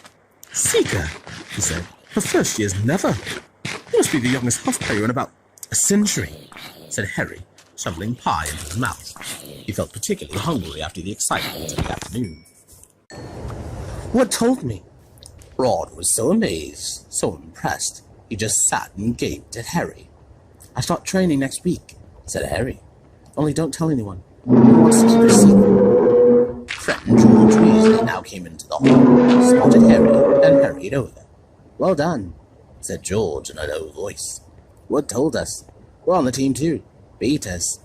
"I tell you, we're going to win that Quidditch Cup for sure this year," said Fred. "We haven't won since Charlie left. This year's team is going to be brilliant. You must be good, Harry. Wood was almost skipping when he told us. Anyway, we've got to go. D. Jordan reckons he found a new secret passageway out of the school. But it's that one behind the statue of Gregory the Snobbery we found in our first week. See you." Fred and George had hardly disappeared when someone far less welcome turned up. Malfoy, flanked by Crabbe and Goyle. "Having a last meal, Potter. When are you getting the train back to the Muggles?" "You're a lot braver now you're back on the ground and you've got your little friends with you," said Harry coolly. There was, of course, nothing at all little about Crabbe and Goyle, as the high table was full of teachers. Neither of them could do more than crack their knuckles and scowl. "I'd take you on any time on my own," said Malfoy. "Tonight, if you want. Wizard's duel. Wands only. No contact." "What's the matter? Never heard of a wizard's duel before, I suppose." "Of course he has," said Ron, wheeling around. "I'm his second. Who's yours?" Malfoy looked at Crabbe and Goyle, sizing them up. "Crabbe," he said. "Midnight, all right. We'll meet you in the trophy room. It's always unlocked." When Malfoy had gone, Ron and Harry looked at each other. "What is a wizard's duel?" said Harry. "And what do you mean you're my second?" "Well, the second's there to take over if you die," said Ron casually, getting started at last on his cold pie. Catching the look on Harry's face, ended quickly. "But people only die in proper duels, with real wizards. The most you and Malfoy will be able to do is send sparks at each other. Neither of you knows enough magic to do any real damage. I bet he expected you to refuse, anyway." "And what if I wave my wand and nothing happens?" "Throw it away and punch him on the nose," Ron suggested. "Excuse me." They both looked up. It was Hermione Granger. "Can't a person eat in peace in this place?" said Ron. Hermione ignored him and spoke to Harry. "I couldn't help overhearing what you and Malfoy were saying." "But you could," Ron muttered. "And you mustn't go wandering around the school at night. Think of the point you'll lose Gryffindor if you're caught, and you're bound to be. It's really very selfish of you." "And it's really none of your business," said Harry. "Goodbye," said Ron. All the same, it wasn't what you'd call the perfect end of the day, Harry thought, as he lay awake much later listening to Dean and Seamus fall asleep. Neville wasn't back from the hospital wing. Ron had spent all evening giving him advice such as, "If he tries to curse you, you better dodge it, because I can't remember how to block them." There was a very good chance they were going to get caught by Filch or Mrs. Norris, and Harry felt he was pushing his luck, breaking another school rule today. On the other hand, Malfoy's sneering face kept looming up out of the darkness. This was his big chance to beat Malfoy, face to face. He couldn't miss it. 11:30, Ron muttered at last. "You'd better go." They pulled on their dressing gowns, picked up their wands, and crept across the tower room, down the spiral staircase, and into the Gryffindor common room. A few embers were still glowing in the fireplace, turning all the armchairs into hunched black shadows. They had almost reached the portrait hall when a voice spoke from the chair nearest them. "I can't believe you're doing this, Harry." A lamp flickered on. It was Hermione Granger, wearing a pink dressing gown and a frown. "You!" said Ron furiously. "Go back to bed." "I almost told your brother," Hermione snapped. "Percy, he's the prefect. He put a stop to this." Harry couldn't believe anyone could be so interfering. "Come on," he said to Ron. He pushed open the portrait of the fat lady and climbed through the hole. Hermione wasn't going to give up that easily. She followed Ron to the portrait hole, hissing at them like an angry goose. "Don't you care about Gryffindor? Do you only care about yourselves? I don't want Slytherin to win the House Cup, and you'll lose all the points I got from Professor McGonagall for knowing about switching spells." "Go away." "All right, but I warned you. You just remember what I said when you're on the train home tomorrow. You're so—" For what they were, they didn't find out. Hermione had turned to the portrait of the fat lady to get back inside, and found herself facing an empty painting. The fat lady had gone on a nighttime visit, and Hermione was locked out of Gryffindor Tower. "Now what am I going to do?" she asked shrilly. "That's your problem," said Ron. "We've got to go. We're going to be late." They hadn't even reached the end of the corridor when Hermione caught up with them. "I'm coming with you," she said. "You're not. Do you think I'm going to stand out here and wait for Filch to catch me? If he finds all three of us, I'll tell him the truth, that I was trying to stop you, and you can back me up." "You've got some nerve," said Ron loudly. "Shut up, both of you," said Harry sharply. "I heard something." It was a sort of snuffling. "Mrs. Norris," breathed Ron, squinting through the dark. It wasn't Mrs. Norris. It was Neville. He was curled up on the floor, fast asleep, but jerked suddenly awake as they crept nearer. "Thank goodness you found me. I've been out here for hours. I couldn't remember the new password to get into bed." "Keep your voice down, Neville. The password's fixed now. It won't help you now. The fat lady's gone off somewhere." "How's your arm?" said Harry. "Fine," said Neville, showing them. "Madame Pomfrey mended it in about a minute." "Good. Well, look, Neville, we've got to be somewhere. We'll see you later." "Don't leave me," said Neville, scrambling to his feet. "I don't want to stay here alone. The Bloody Baron's been past twice already." Ron looked at his watch and then glared furiously at Hermione and Neville. "If either of you get us caught, I'll never rest until I've learnt that curse of the bogies Quirrell told us about and used it on you." Hermione opened her mouth, perhaps to tell Ron exactly how to use the curse of the bogies, but Harry hissed at her to be quiet and beckoned them all forward. They flitted along the corridors, stripped with bars of moonlight from the high windows. At every turn, Harry expected to run into Filch or Mrs. Norris, but they were lucky. They sped up a staircase to the third floor and tiptoed towards the trophy room. Malfoy and Crabbe weren't there yet. The crystal trophy case glimmered where the moonlight caught them. Cups, shields, plates, and statues winked silver and gold in the darkness. They edged along the walls, keeping their eyes on the doors at either end of the room. Harry took out his wand in case Malfoy leapt in and started at once. The minutes crept by. "He's late.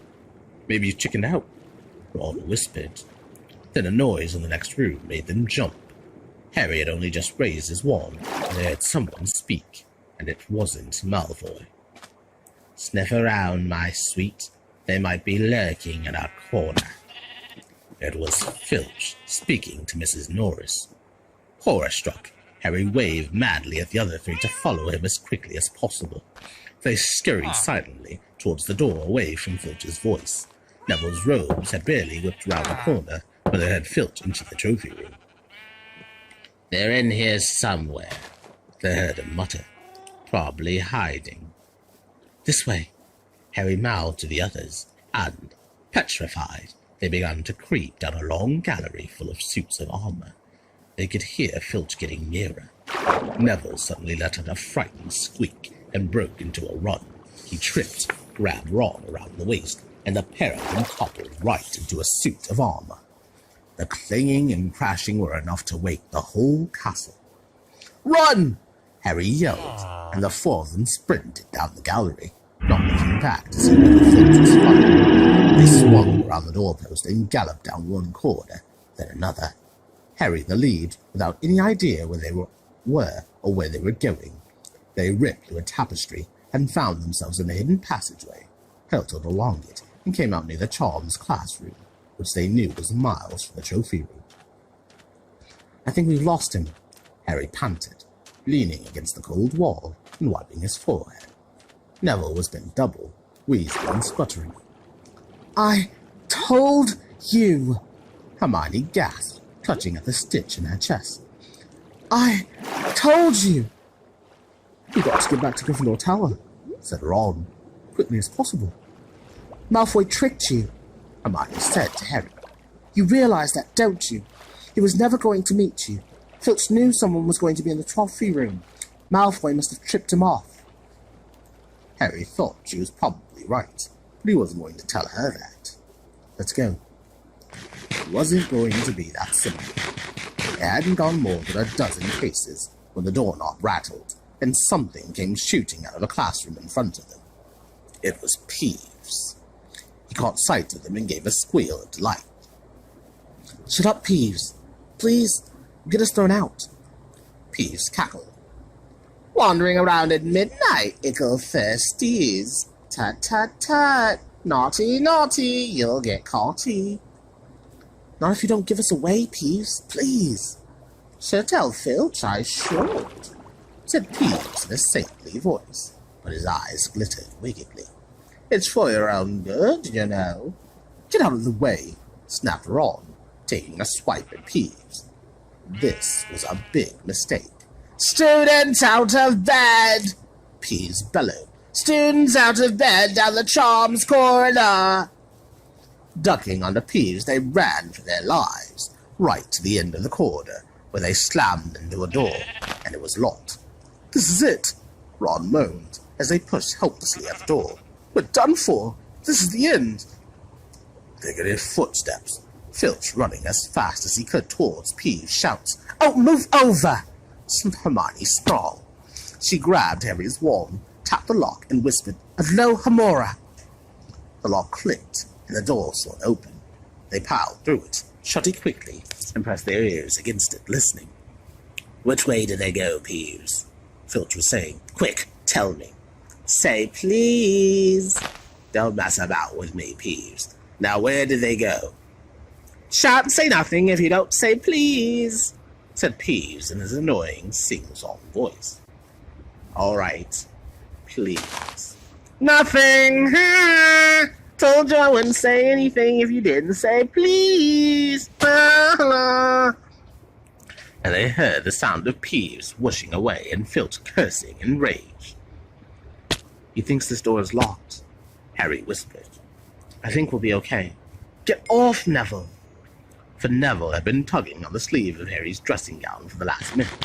"What?"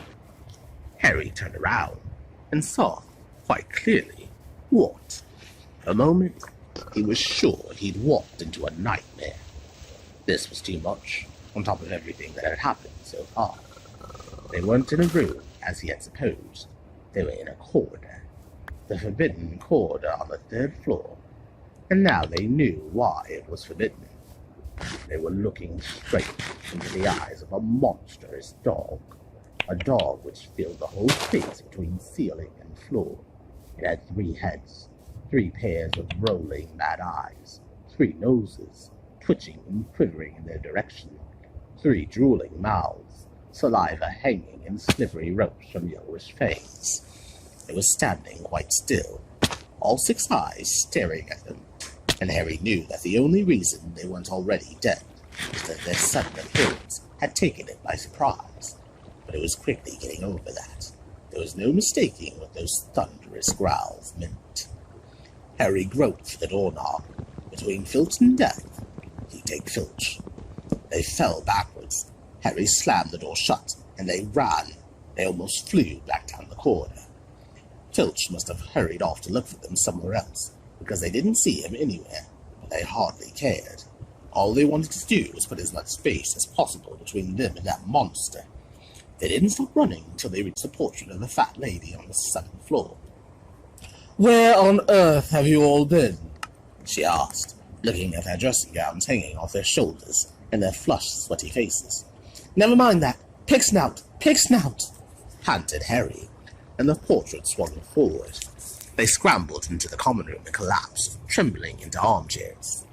It was a while before any of them said anything. Neville, indeed, looked as though he'd never speak again.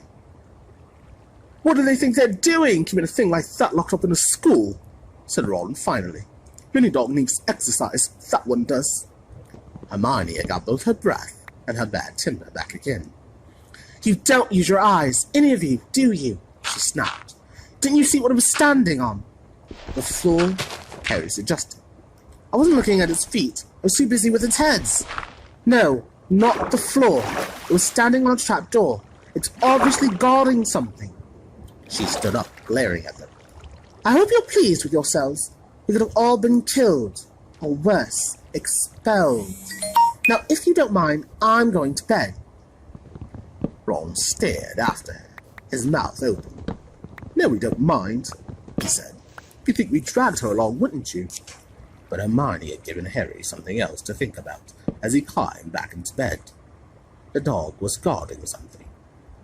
What had Hagrid said? Gringotts was the safest place in the world for anything you wanted to hide, except perhaps Hogwarts. It looked as though Harry had found out where the grubby little package from Vault 713 was. Chapter 10. Halloween. Malfoy couldn't believe his eyes when he saw that Harry and Ron were still at Hogwarts next day, looking tired but perfectly cheerful. Indeed, by next morning, Harry and Ron thought that the meeting the three-headed dog had been an excellent adventure, and they were quite keen to have another one. In the meantime, Harry filled Ron about the package that seemed to have been moved from Gringotts to Hogwarts, and they spent a lot of time wondering what could possibly need such heavy protection. "It's either really valuable or really dangerous," said Ron. "Or both," said Harry. But as all they knew for sure about the mysterious object was that it was about 2 inches long, they didn't have much chance of guessing what it was without further clues. Neither Neville or Hermione showed the slightest interest in what lay underneath the dog in the trapdoor. All Neville cared about was never going near the dog again. Hermione was now refusing to speak to Harry and Ron, but she was such a bossy know-it-all that they saw this as an added bonus. All they really wanted now was a way of getting back at Malfoy, and to their great delight, just such a thing arrived with the post about a week later. As the owls flooded into the great hall as usual, everyone's attention was caught at once by a long, thin package carried by 6 large screech owls. Harry was just as interested as everyone else to see what was in this large parcel, and was amazed when the owl soared down and dropped it right in front of him, knocking his bacon to the floor. They had hardly fluttered out of the way when another owl dropped a letter on top of the parcel. Harry ripped open the letter first, which was lucky, because it said, "Do not open the parcel at the table. It contains your new Nimbus 2000, but I don't want everybody knowing you've got a broomstick, or they'll all want one. Oliver Wood will meet you tonight on the Quidditch pitch at 7 o'clock for your first training session. Professor M. McGonagall." Harry had difficulty hiding his glee as he handed the note to Ron to read. "A Nimbus 2000! Ron moaned enviously. "I've never even touched one." They left the hall quickly, wanting to unwrap the broomstick in private before their first lesson, but halfway across the entrance hall, they found the way upstairs barred by Crabbe and Goyle. Malfoy seized the package from Harry and felt it. "That's a broomstick," he said, throwing it back to Harry with a mixture of jealousy and spite on his face. "You'll be for it this time, Potter. First years aren't allowed them." Ron couldn't resist it. "It's not any old broomstick," he said. "It's a Nimbus 2000. What did you say you've got at home, Malfoy? A Comet 260? Ron grinned at Harry. "Comets look flashy, but they're not in the same league as the Nimbus. What would you know about it, Weasley? You couldn't afford half the handle." Malfoy snapped back. "I suppose you and your brothers have to save up twig by twig." Before Ron could answer, Professor Flitwick appeared at Malfoy's elbow. "Not arguing, I hope, boys," he squeaked. "Potter's been sent a broomstick, Professor," said Malfoy quickly. Yes, that's right," said Professor Flitwick, beaming at Harry. "Professor McGonagall told me all about the special circumstances, Potter. And what model is it?" "A Nimbus 2000, sir," said Harry, fighting not to laugh at the look of horror on Malfoy's face. "And it's really thanks to Malfoy here that I've got it," he added. Harry and Ron headed upstairs, smothering their laughter at Malfoy's obvious rage and confusion. "Well, it's true," Harry chortled as they reached the top of the marble staircase. "If he hadn't stolen Neville's Remembrall, I wouldn't be in the team." "So I suppose you think that's a reward for breaking rules?" came an angry voice from just behind them. Hermione was stomping up the stairs, looking disapprovingly at the package in Harry's hand. "I thought you weren't speaking to us," said Harry. "Yes, don't stop now," said Ron. "It's doing us so much good." Hermione marched away with her nose in the air. Harry had a lot of trouble keeping his mind on his lessons that day. He kept wandering up the dormitory, where his new broomstick was lying under his bed, or straying off to the Quidditch pitch, where he'd be learning to play that night. He bolted his dinner that evening without noticing what he was eating, and then rushed upstairs with Ron to unwrap the Nimbus 2000 at last. "Wow," Ron sighed as the broomstick rolled onto Harry's bedspread. Even Harry, who knew nothing about the different brooms, thought it looked wonderful.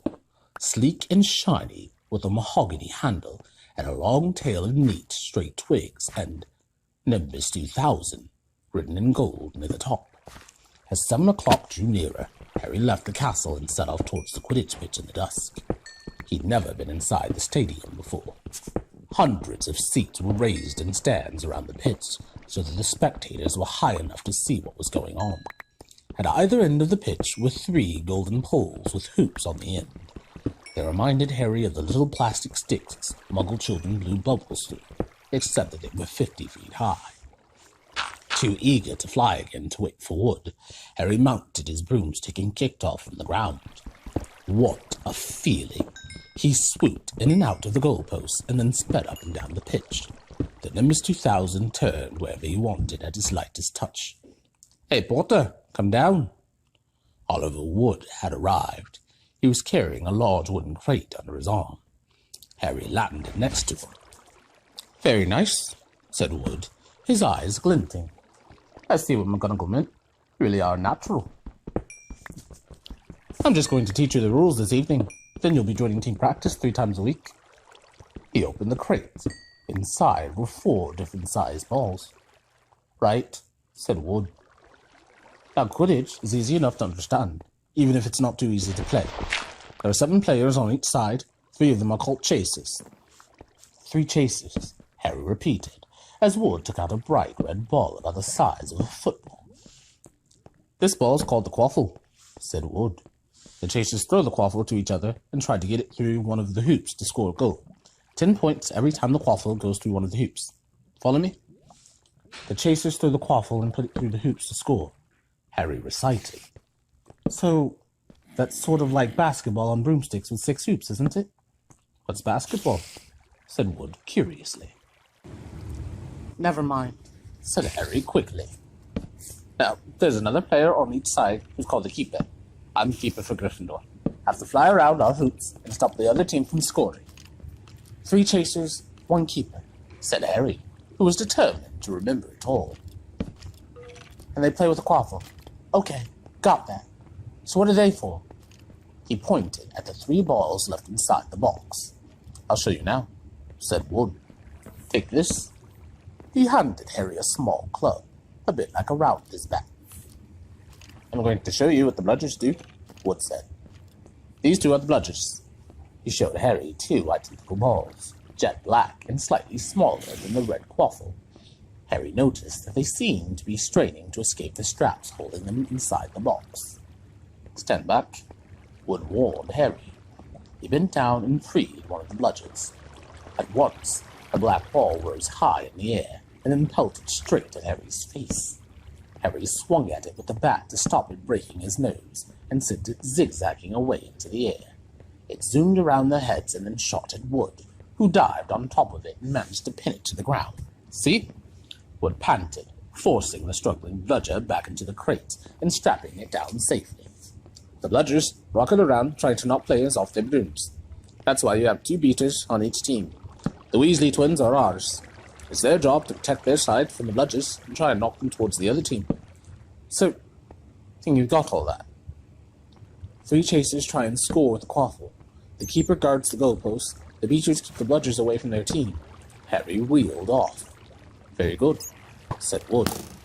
Have the bludgers ever killed anyone?" Harry asked, hoping he sounded offhand. "Never at Hogwarts. We had a couple of broken jaws, but nothing worse than that. Now, the last member of the team is the Seeker. That's you. And you don't have to worry about the quaffles or the bludgers, unless they crack my head open. Don't worry, the Weasleys are more than a match for the bludgers. I mean, they're like a pair of human bludgers themselves." Wood reached into the crate and took out the 4th and last ball. Compared with the quaffle and the bludgers, it was tiny, about the size of a large walnut. It was bright gold, and had little fluttering silver wings.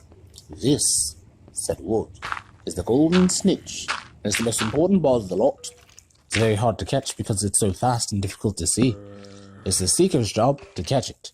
We've got to weave in and out of the chasers, beaters, bludgers, and quaffle to get it before the other team seeker, because whichever seeker catches the snitch wins his team an extra 150 points. So they nearly always win. That's why seekers get fouled so much. A game of Quidditch only ends when the snitch is caught, so it can go on for ages. I think the record is 3 months. They had to keep bringing on substitutes so the players could get some sleep. Well, that's it. Any questions?" Harry shook his head.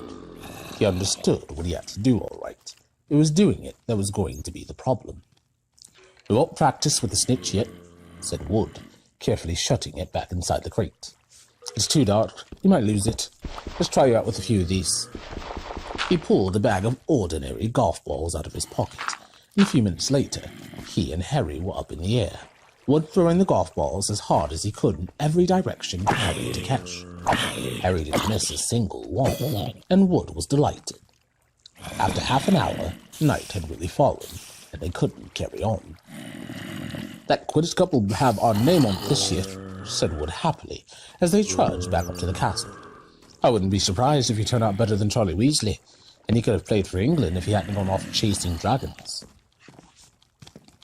Perhaps it was because he was now so busy, what with Quidditch practice 3 evenings a week, on top of all his homework, but Harry could hardly believe it when he realized that he'd already been in Hogwarts 2 months. The castle felt more like home than Quidditch Ride had ever done. His lessons, too, were becoming more and more interesting now that they had mastered the basics. On Halloween morning, they woke to the delicious smell of baking pumpkin wafting through the corridors.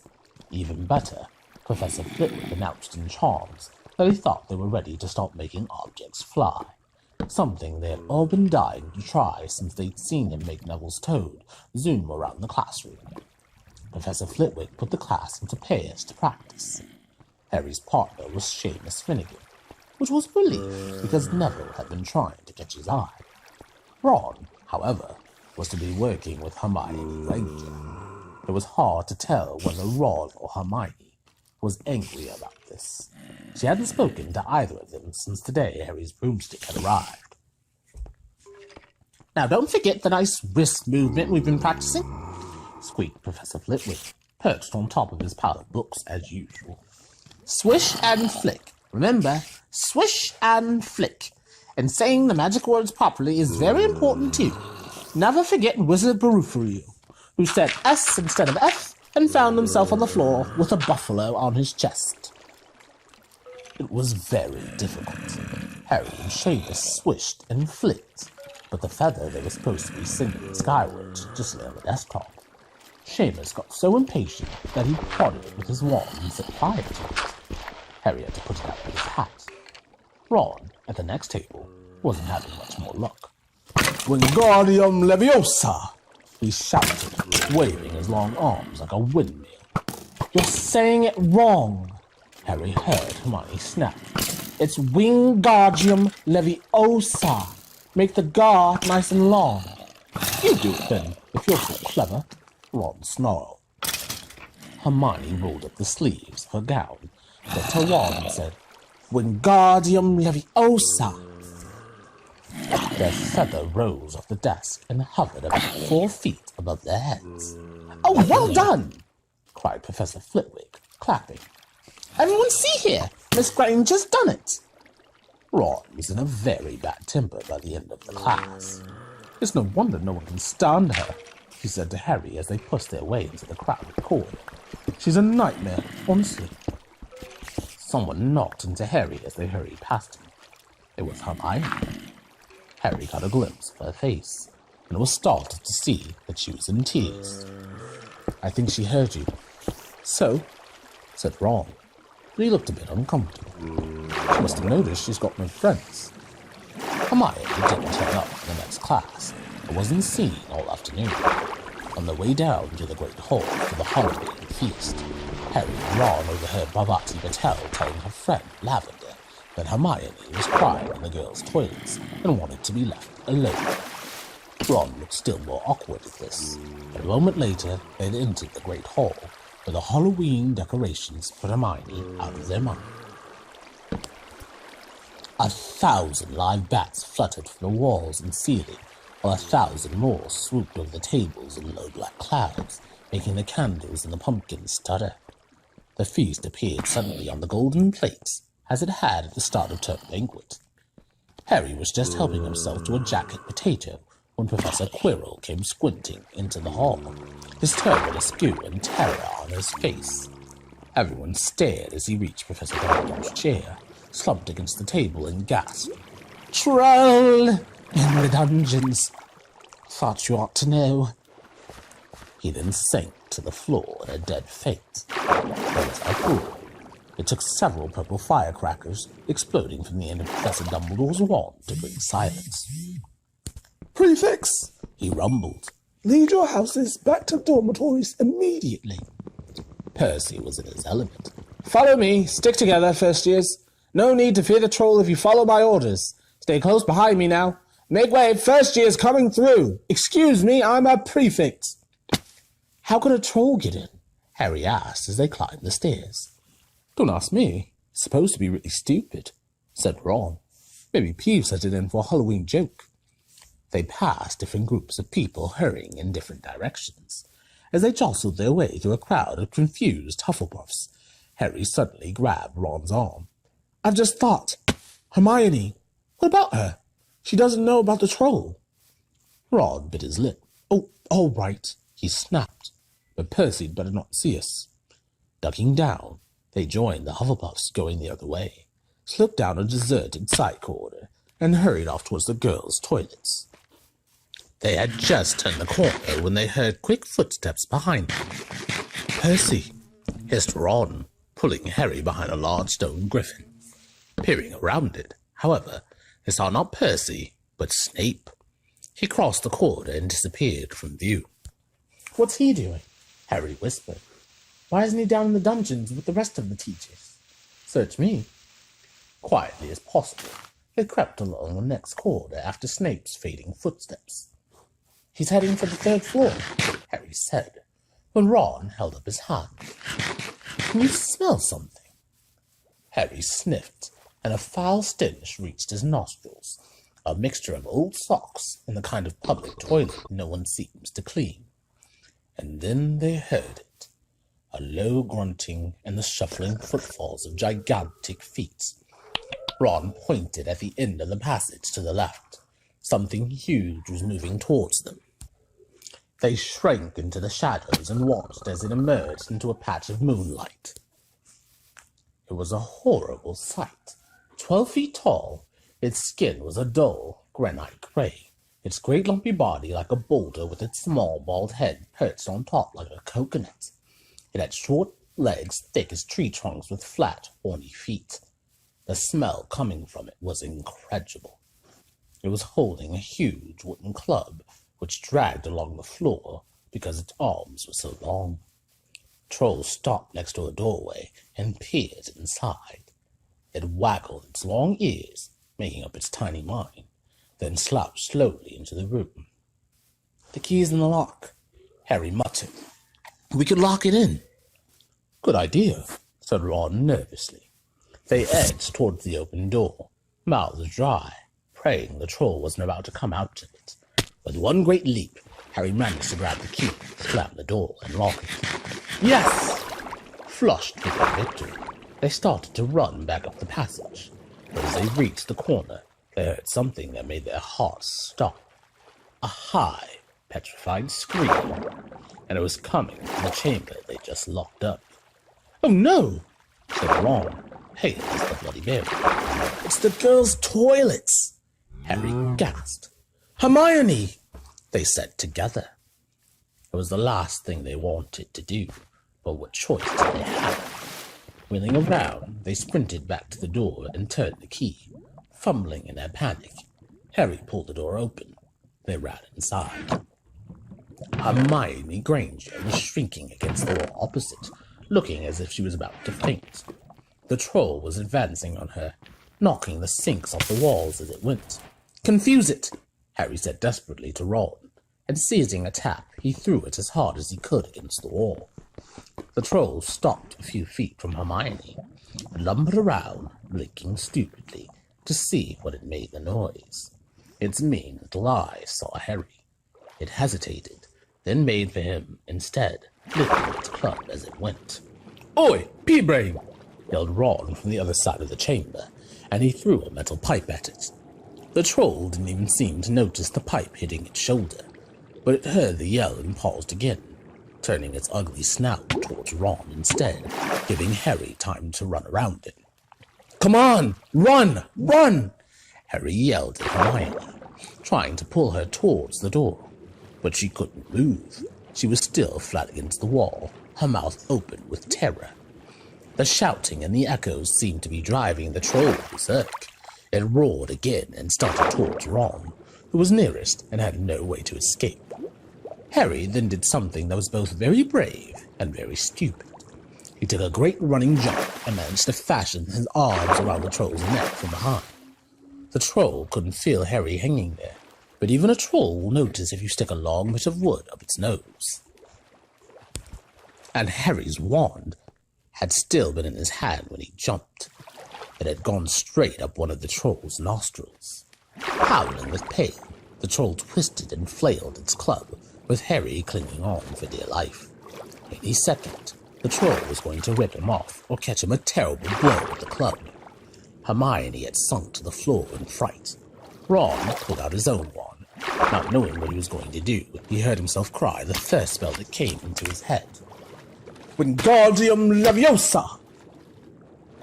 The club flew suddenly out of the troll's hand, rose high, high up into the air, turned slowly over, and dropped with a sickening crack onto its owner's head.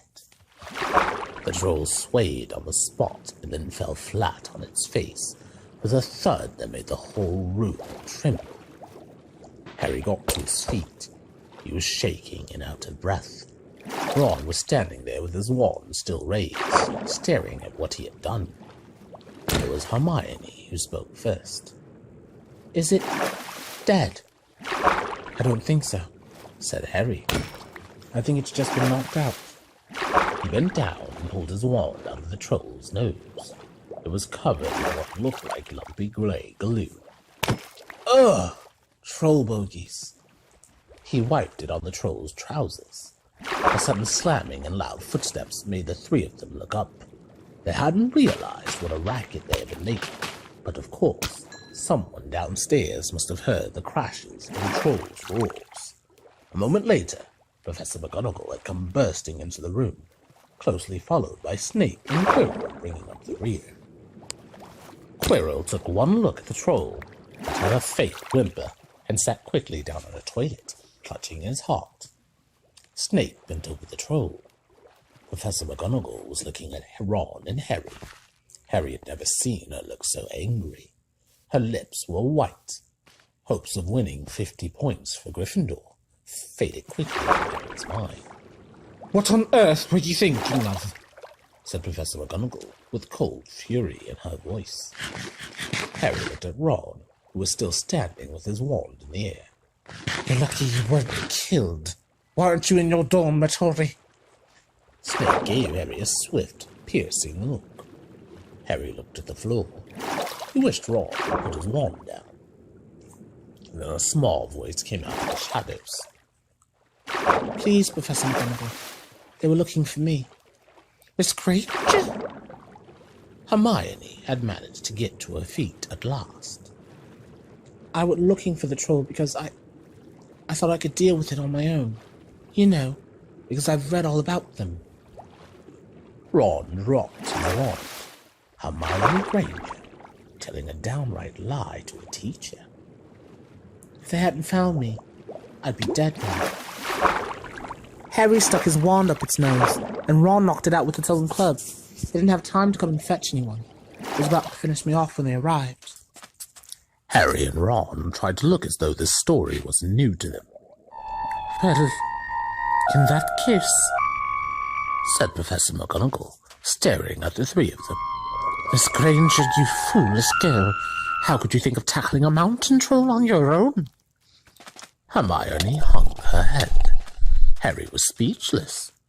Hermione was the last person to do anything against the rules, and here she was, pretending she had, to get them out of trouble.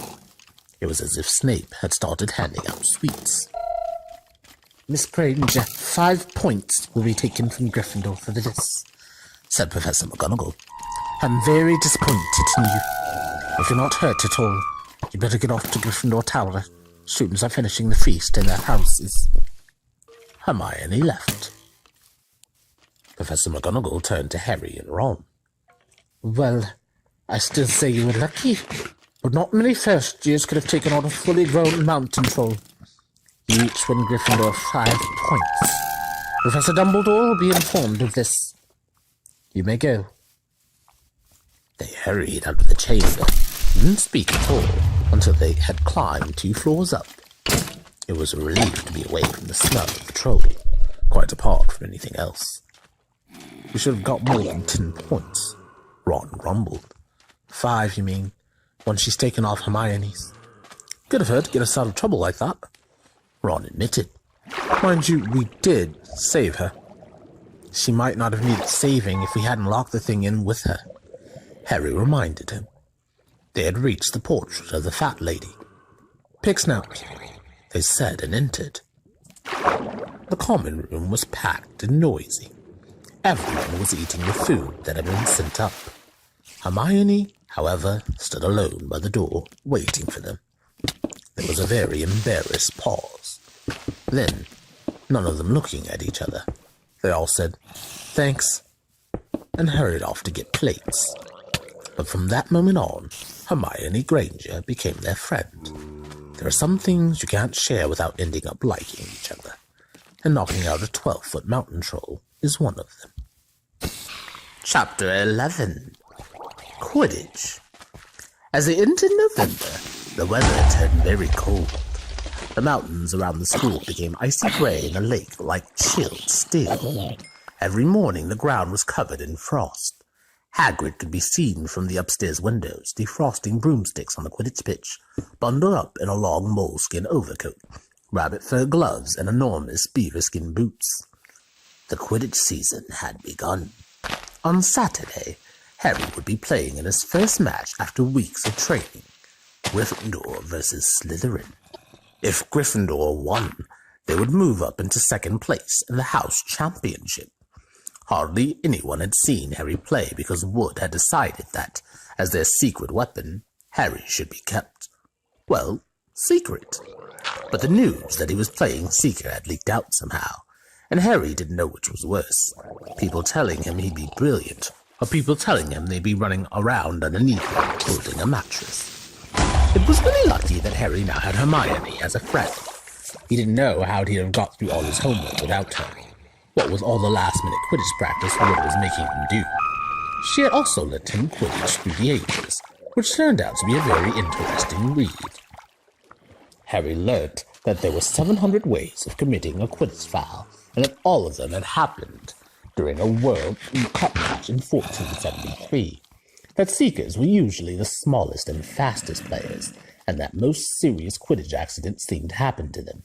That although people rarely died playing Quidditch, referees had been known to vanish and turn up months later in the Sahara Desert. Hermione had become a bit more relaxed about breaking rules since Harry and Ron had saved her from the mountain troll, and she was much nicer for it. The day before Harry's first Quidditch match, the 3 of them were out in the freezing courtyard during break, and she had conjured them up a bright blue fire which could be carried around in a jam jar. They were standing with their backs to it getting warm when Snape crossed the yard.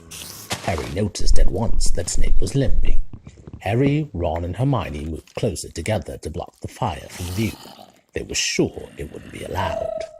Unfortunately, something about their guilty faces caught Snape's eye. He limped over. He hadn't seen the fire, but he seemed to be looking for a reason to tell them off anyway. "What's that you've got there, Potter?" It was Quidditch through the ages. Harry showed him. "Library books are not to be taken outside the school," said Snape. "Give it to me. 5 points from Gryffindor." "You just made that rule up," Harry muttered angrily as Snape looked away. "Wonder what's wrong with his leg." "Don't know, but I hope it's really hurting him," said Ron bitterly. The Gryffindor common room was very noisy that evening. Harry, Ron, and Hermione sat together next to a window. Hermione was checking Harry and Ron's charms homework for them. She would never let them copy.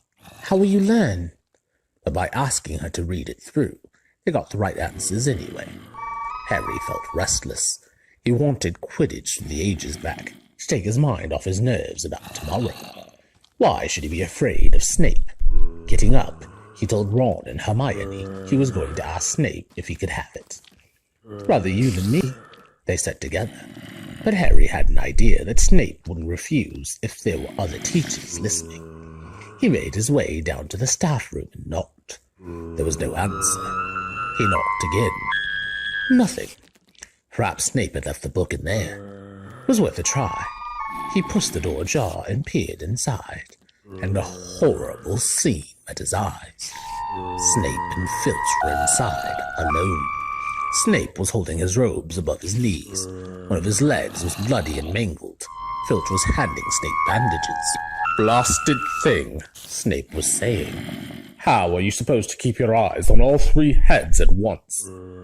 Harry tried to shut the door quietly, but "Potter!" Snape's face was twisted with fury as he dropped his robes quickly to hide his leg. Harry gulped. "I just wondered if I could have my book back." "Get out! Out!" Harry left before Snape could take any more points from Gryffindor. He sprinted back upstairs. "Did you get it?" Ron asked as Harry joined them. "What's the matter?" In a low whisper, Harry told them what he'd seen. "You know what this means?" he finished breathlessly. "He tried to get past that 3-headed dog at Halloween. That's where he was going when we saw him. He's after whatever it's guarding. And I bet my broomstick he let that troll in to create a diversion." Hermione's eyes were wide. "No, he wouldn't," she said. "I know he's not very nice, but he wouldn't try and steal something Dumbledore was keeping safe." "Honestly, Hermione, you think all teachers are saints or something?" snapped Ron. "I'm with Harry. I wouldn't put anything past Snape. But what's he after? What's the dog guarding?" Harry went to bed with his head buzzing with the same question. Neville was snoring loudly, but Harry couldn't sleep. He tried to empty his mind. He needed to sleep. He had to. He had his first Quidditch match in a few hours. But the expression on Snape's face when Harry had seen his leg wasn't easy to forget. The next morning dawned very bright and cold. The great hall was full of the delicious smell of fried sausages and the cheerful chatter of everyone looking forward to a good Quidditch match. "You've got to eat some breakfast." "I don't want anything. Just a bit of toast," wheedled Hermione. "I'm not hungry." Harry felt terrible. In an hour's time, he'd be walking onto the pitch. "Harry, you need your strength," said Seamus Finnegan.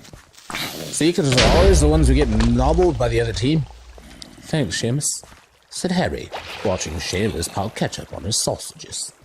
By 11 o'clock, the whole school seemed to be out in the stands around the Quidditch pitch. Many students had binoculars. The seats might be raised high in the air, but it was still difficult to see what was going on sometimes. Ron and Hermione joined Neville, Seamus, and Dean, the West Ham fan, up in the top row. As a surprise for Harry, they had painted a large banner on one of the sheets Scanners had ruined. It said Potter for President, and Dean, who was good at drawing, had done a large Gryffindor lion underneath. Then Hermione had performed a tricky little charm so the paint flashed different colors. Meanwhile, in the changing rooms, Harry and the rest of the team were changing into their scarlet Quidditch robes. Slytherin would be playing green. Wood cleared his throat for silence. "Okay, men," he said. "And women," said Chaser Angelina Johnson. "And women," Wood agreed. "This is it. The big one," said Fred Weasley. "The one we've all been waiting for," said George. "We know Oliver's speech by heart," Fred told Harry. "We were in the team last year." "Shut up, you two," said Wood. "This is the best team Gryffindor's had in years. They're going to win, I know it. He glared at them all as if to say, Or else. Right, it's time. Good luck, all of you. Harry followed Fred and George out of the changing room and, hoping his knees weren't going to give way, walked on to the pitch to loud cheers. Madam Hooch was refereeing. She stood in the middle of the pitch, waiting for the two teams, her broom in her hand. Now, I want a nice, fair game. All of you, she said, once they were all gathered around her. Harry noticed that she seemed to be speaking particularly to the Slytherin captain, Marcus Flint, a fifth year. Harry thought Flint looked as if he had some troll blood in him. Out of the corner of his eye, he saw the fluttering banner high above, flashing Potter for president over the crowd. His heart skipped. He felt braver. Mount your brooms, please. Harry clambered onto his Nimbus 2000. Madam Hooch gave a loud blast on her civil whistle. 15 brooms rose up, high into the air. They were off. And the quaffle is taken immediately by Angelina Johnson of Gryffindor. What an excellent chaser that girl is, and rather attractive too. Jordan! Sorry, Professor. The Weasley twins' friend, Lee Jordan, was doing the commentary for the match, closely watched by Professor McGonagall. And she's really belting up along there. A neat pass to Alicia Spinnet. A good find of Oliver Woods last year. Only a reserve. Back to Johnson and... No, Slytherin have taken the quaffle. Slytherin captain Marcus Flint gains the quaffle, and off he goes. Flint flying like an eagle up there. He's going to stop by an excellent move by Gryffindor keeper Wood, and Gryffindor takes the quaffle. Let's chase a Katie Bell of Gryffindor there. Nice dive around Flint. Off up the field and ouch! That must have hurt. Hit in the back of the head by a bludger. Quaffle taken by Slytherin. That's Adrian Pusey speeding off toward the goalpost, but he's blocked by a second bludger, sent his way by Fred or George Weasley, can't tell which. Nice play by the Gryffindor beater anyway. And Johnson back in possession of the quaffle. A clear field ahead and off she goes. She's really flying. Dodging a speeding bludger, the goalposts are ahead. Come on now, Angelina. Keeper Bletchley dives, misses, Gryffindor score! Gryffindor cheers filled the cold air with howls and moans from the Slytherins. Budge up there, move along. Hagrid! Ron and Hermione squeezed together to give Hagrid enough space to join them. Been watching from your hut, said Hagrid, patting a large pair of binoculars round his neck. But isn't the same as being in the crowd. No sign of the Snitch yet, eh? Nope, said Ron. Harry hasn't had much to do yet. Kept out of trouble, though. That's something, said Hagrid, raising his binoculars and peering skywards at the speck that was Harry. Way up above them, Harry was gliding over the game, squinting about for some sign of the Snitch. This was part of his and Wood's game plan. Keep out of the way until you get sight of the Snitch, Wood had said. We don't want you attacked before you have to be. When Angelina had scored, Harry had done a couple of loop-the-loops to let out his feelings. Now he was back to staring around for the Snitch. Once he caught sight of a flash of gold, but it was just a reflection from one of the Weasleys' wristwatches, and once a bludger decided to come pelting his way, more like a cannonball than anything, but Harry dodged it, and Fred Weasley came chasing after it. All right there, Harry. He had time to yell as he beat the bludger furiously towards Marcus Flint. Slytherin in possession, Lee Jordan was saying. Chaser Pusey ducks two bludgers, two Weasleys, and Chaser Bell, and speeds toward the... Wait a moment. Was that the Snitch? A murmur ran through the crowd as Adrian Pusey dropped the quaffle, too busy looking over his shoulder at the flash of gold that had passed his left ear. Harry saw it. In a great rush of excitement, he dived downwards after the streak of gold. Slytherin seeker Terence Higgs had seen it too. Neck and neck they hurtled towards the Snitch.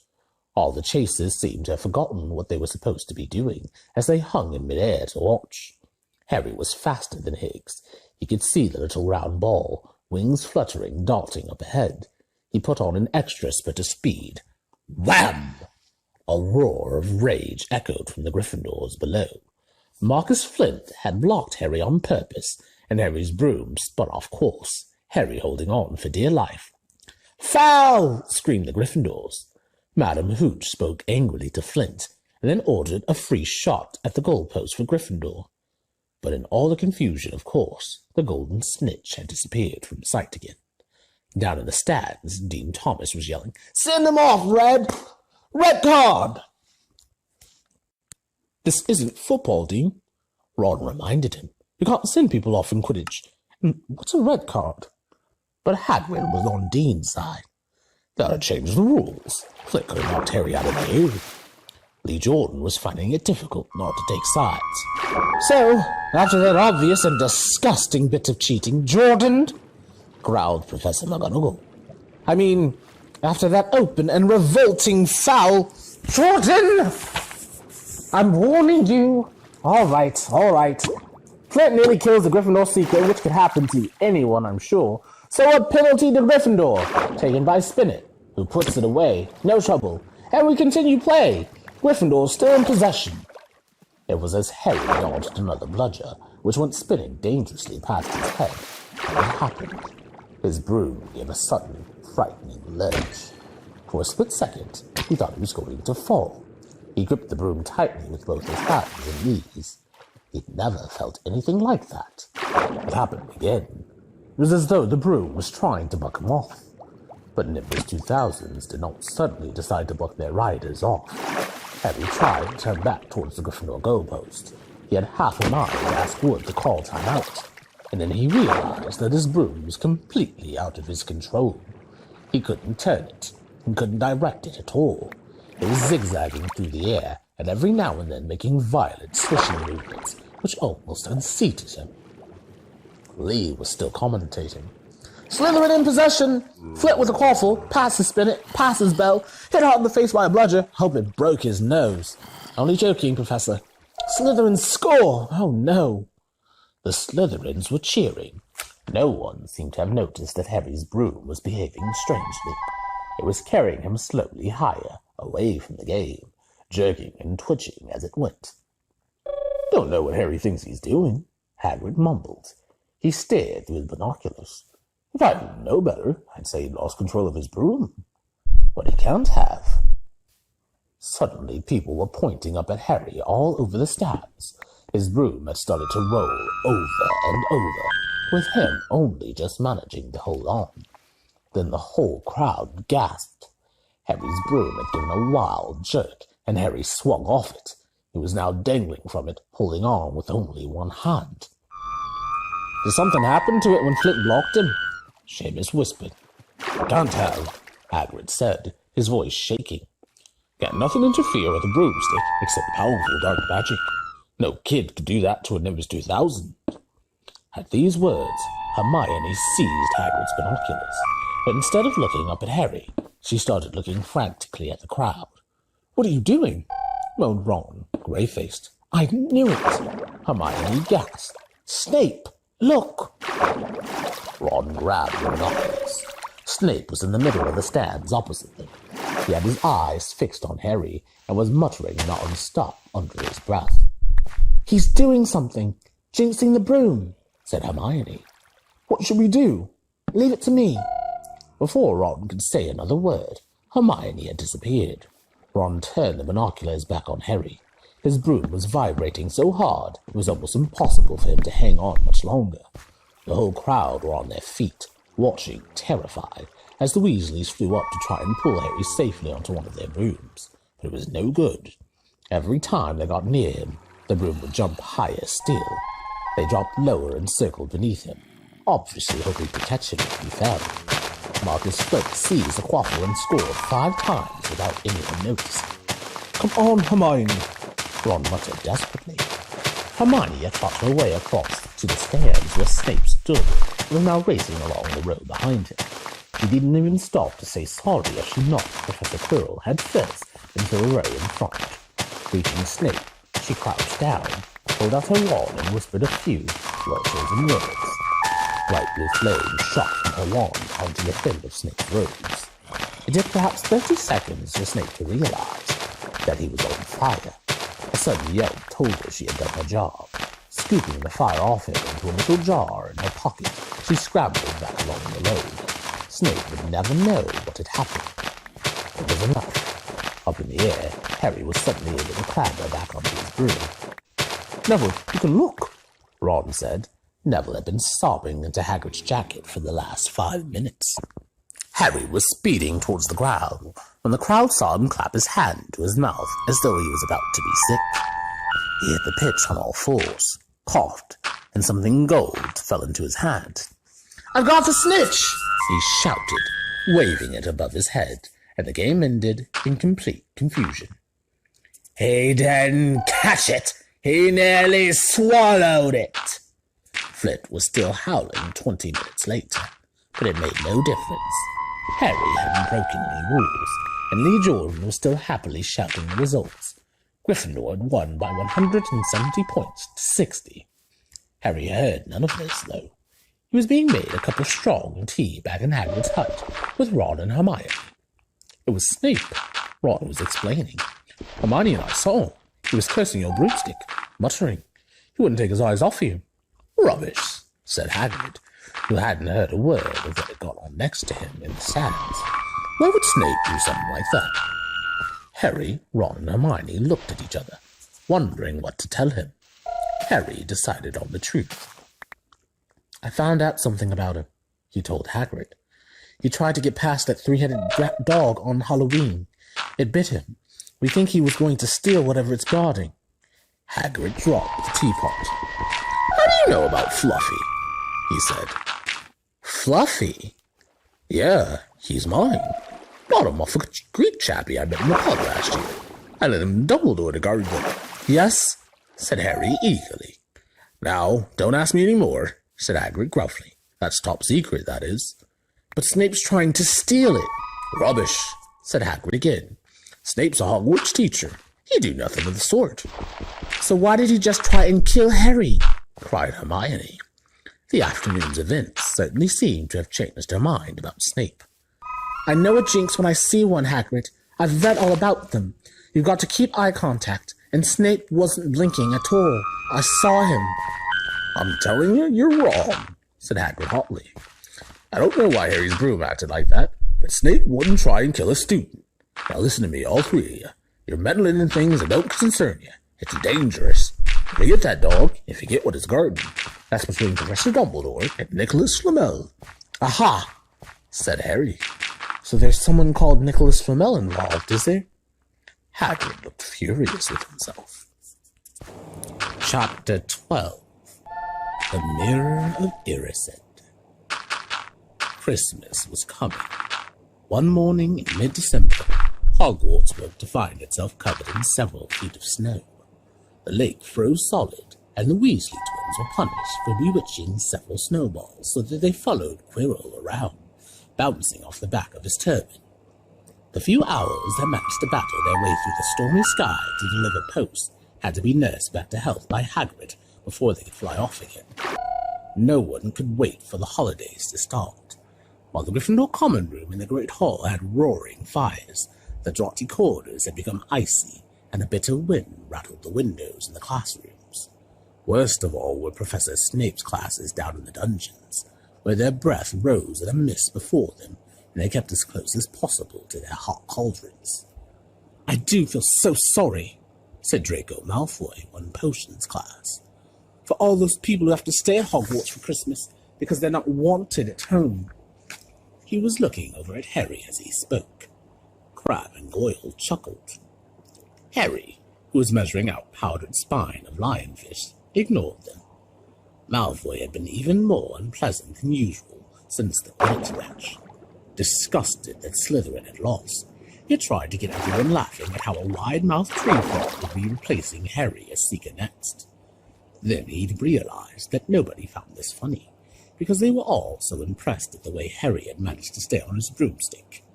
So Malfoy, jealous and angry, had gone back to taunting Harry about having no proper family. It was true that Harry wasn't going back to Privet Drive for Christmas. Professor McGonagall had come round the week before, making a list of students who would be staying for the holidays, and Harry had signed up at once. He didn't feel sorry for himself at all. This would probably be the best Christmas he'd ever had. Ron and his brothers were staying too, because Mr. and Mrs. Weasley were going to Romania to visit Charlie. When they left the dungeon at the end of potions, they found a large fir tree blocking the corridor ahead. Two enormous feet sticking out at the bottom, and a loud puffing sound told them that Hagrid was behind it. "Hi, Hagrid. Want any help?" Ron asked, sticking his head through the branches. "Nah, I'm all right. Thanks, Ron." "Would you mind moving out of the way?" came Malfoy's cold drawl from behind them. "Are you trying to earn some extra money, Weasley? Hoping to be gamekeeper yourself when you leave Hogwarts, I suppose. That hut of Hagrid must seem like a palace compared to what your family's used to."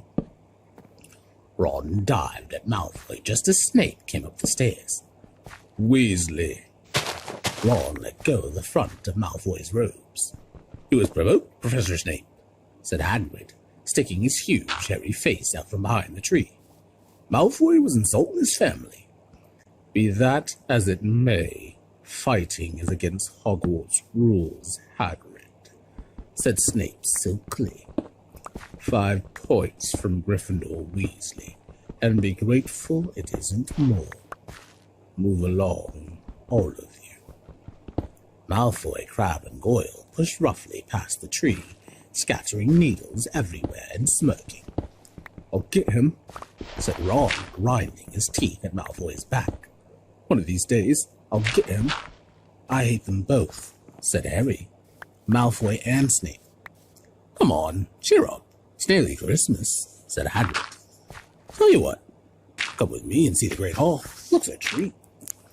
So Harry, Ron, and Hermione followed Hagrid and his tree off to the Great Hall, where Professor McGonagall and Professor Flitwick were busy with the Christmas decorations. "Oh, Hagrid, the last tree. Put it in the far corner, would you?" The hall looked spectacular. Festoons of holly and mistletoe hung all around the walls, and no fewer than 12 towering Christmas trees stood around the room, some sparkling with tiny icicles, some glittering with hundreds of candles. "How many days has he got left until your holidays?" Hagrid asked. "Just one," said Hermione. "And that reminds me, Harry, Ron, we've got half an hour before lunch. We should be in the library." "Oh yeah, you're right," said Ron, tearing his eyes away from Professor Flitwick, who had golden bubbles blossoming out of his wand and was trailing them over the branches of the new tree. "The library," said Hagrid, following them out of the hall. "Just before the holidays? Bit keen, aren't you?" "Oh, we're not working," Harry told him brightly. "Ever since you mentioned Nicholas Flamel, we've been trying to find out who he is." "What?" Hagrid looked shocked. "Listen here, I've told you. Drop it. It's nothing to you with that dog's garden." "We just want to know who Nicholas Flamel is, that's all," said Hermione. "Unless you'd like to tell us and save us the trouble," Harry added. "We must have been through hundreds of books already, and we can't find him anywhere. Just give us a hint. I know I've read his name somewhere." "I'm saying nothing," said Hagrid flatly. "Just have to find out for ourselves, then," said Ron, and they left Hagrid looking disgruntled and hurried off to the library. They had indeed been searching books for Flamel's name ever since Hagrid had let it slip, because how else were they going to find out what Snape was trying to steal? The trouble was, it was very hard to know where to begin, not knowing what Flamel might have done to get himself into a book. He wasn't in great wizards of the 20th century, or notable magical names of our time. He was missing, too, from important modern magical discoveries and the study of recent developments in wizardry.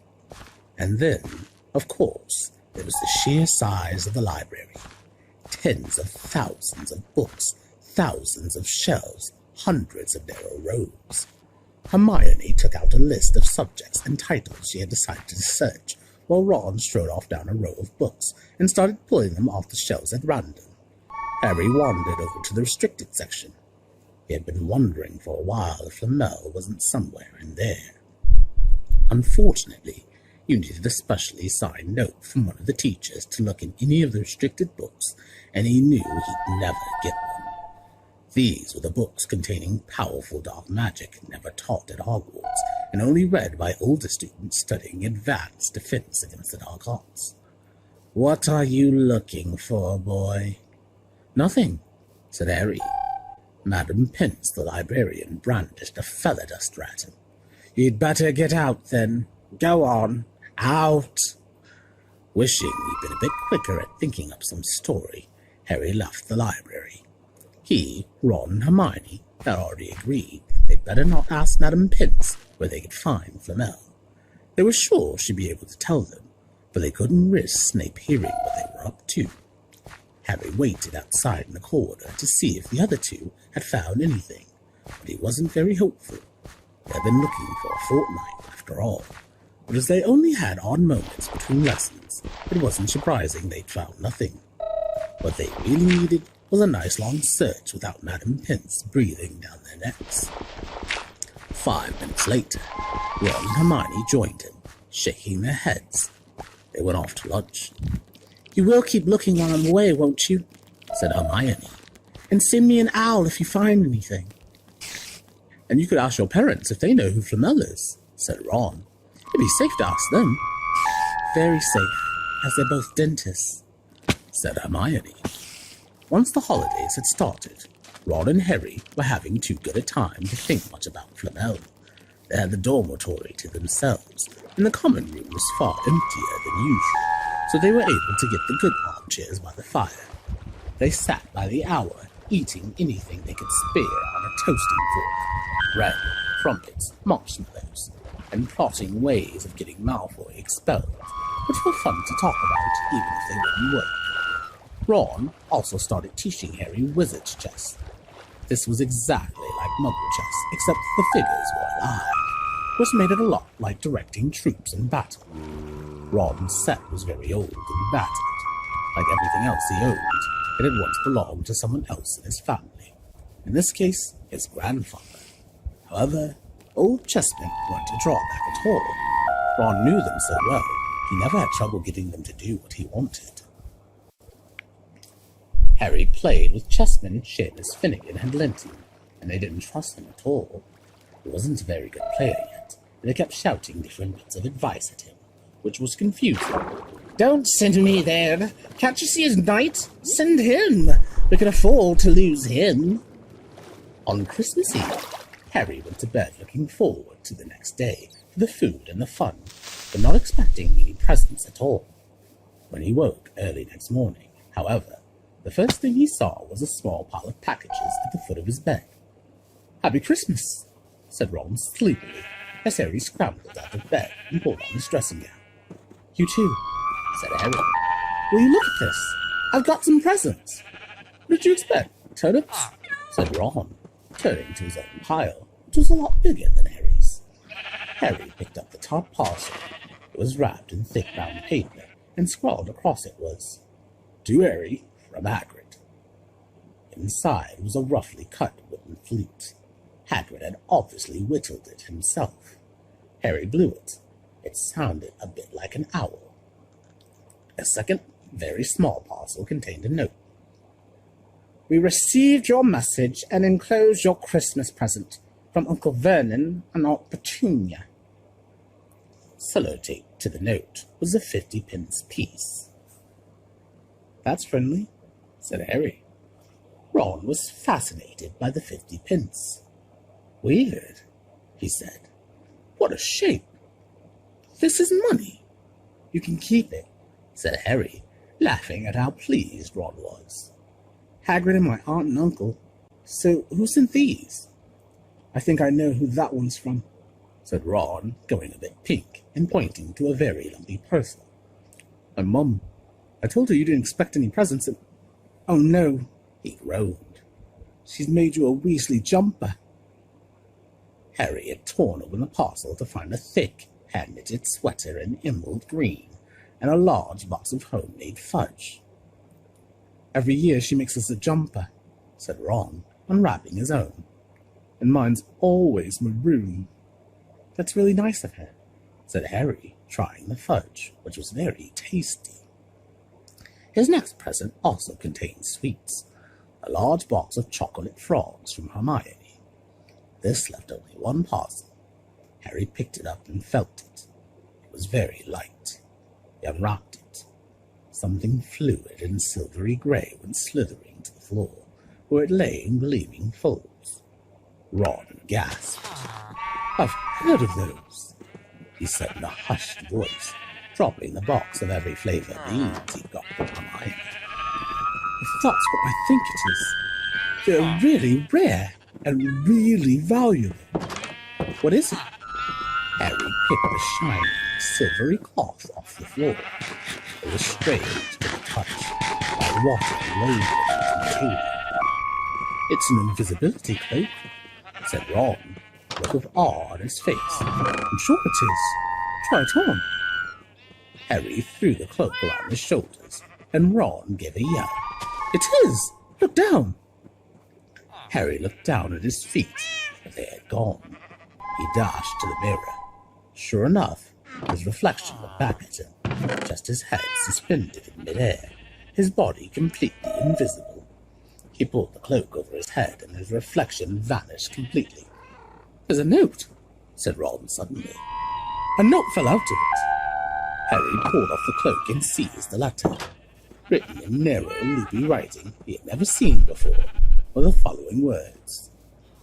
Your father left this in my possession before he died. It is time it was returned to you. Use it well.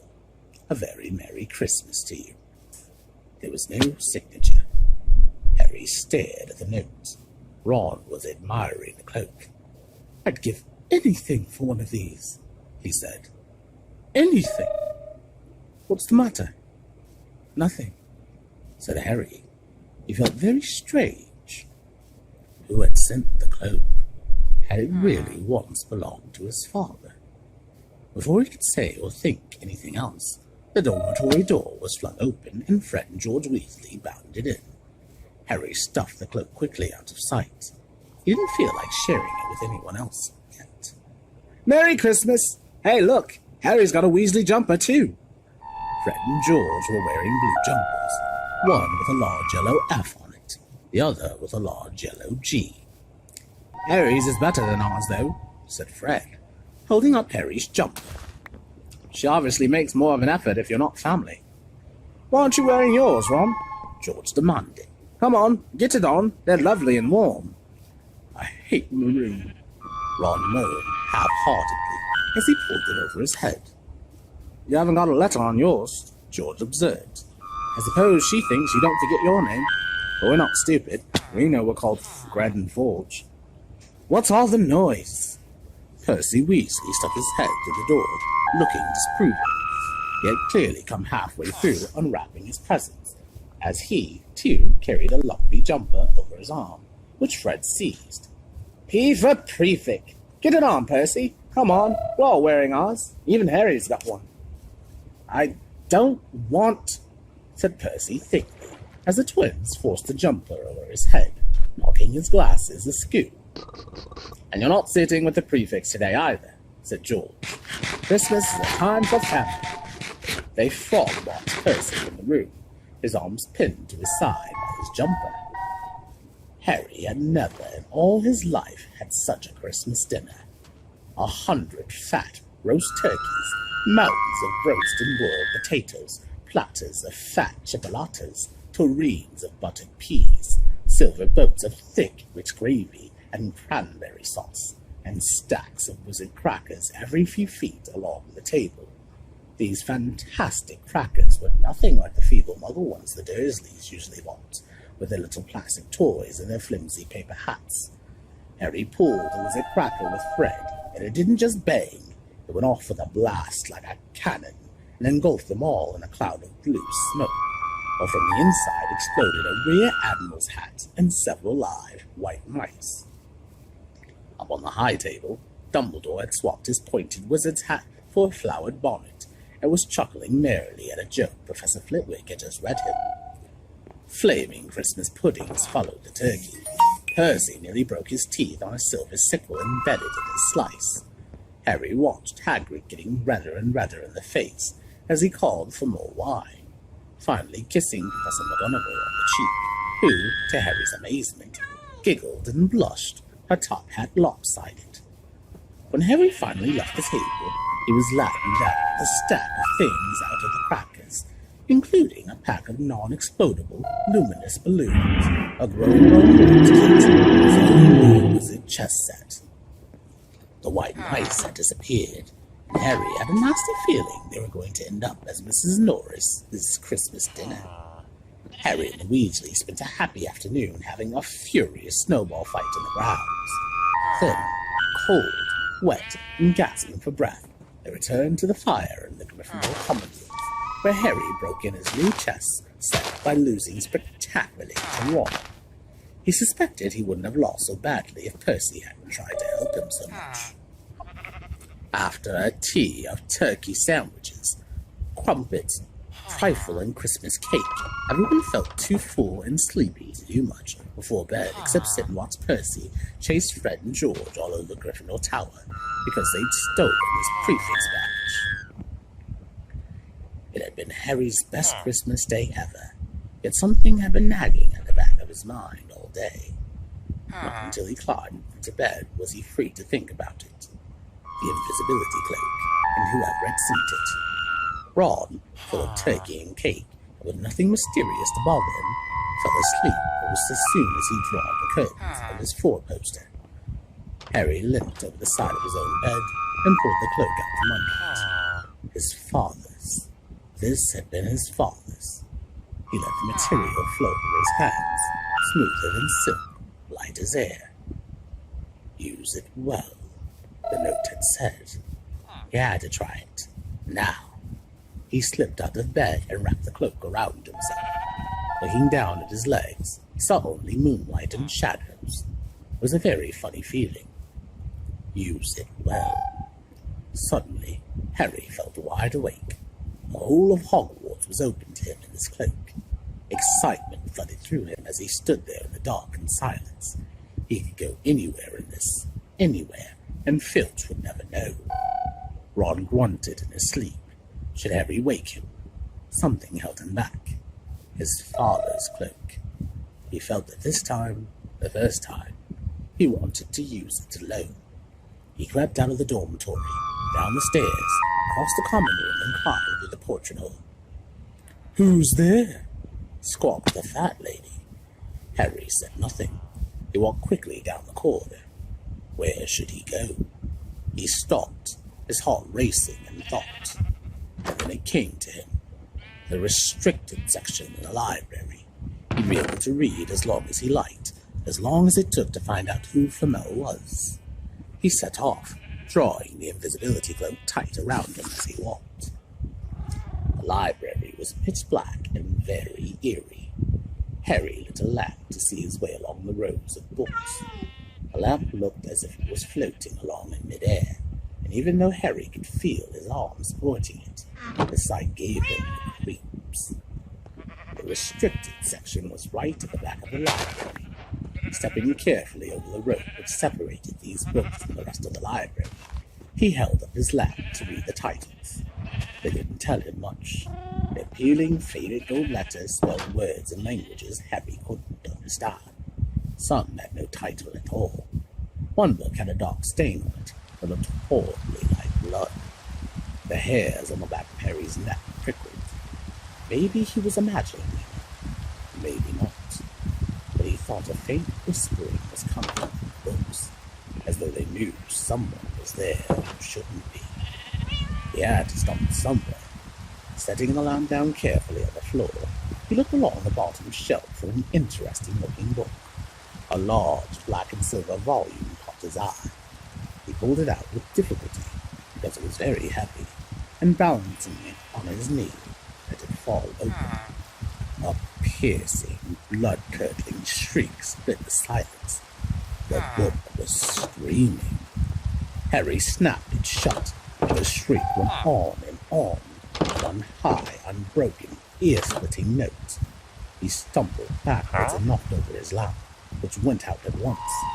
Panicking, he heard footsteps coming down the corridor outside. Stuffing the shrieking book back on the shelf, he ran for it. He passed Filch almost in the doorway. Filch's pale, wild eyes looked straight through him, and Harry slipped under Filch's outstretched arm and streaked off up the corridor, the book's shriek still ringing in his ears. He came to a sudden halt in front of a tall suit of armor. He had been so busy getting away from the library He hadn't paid attention to where he was going.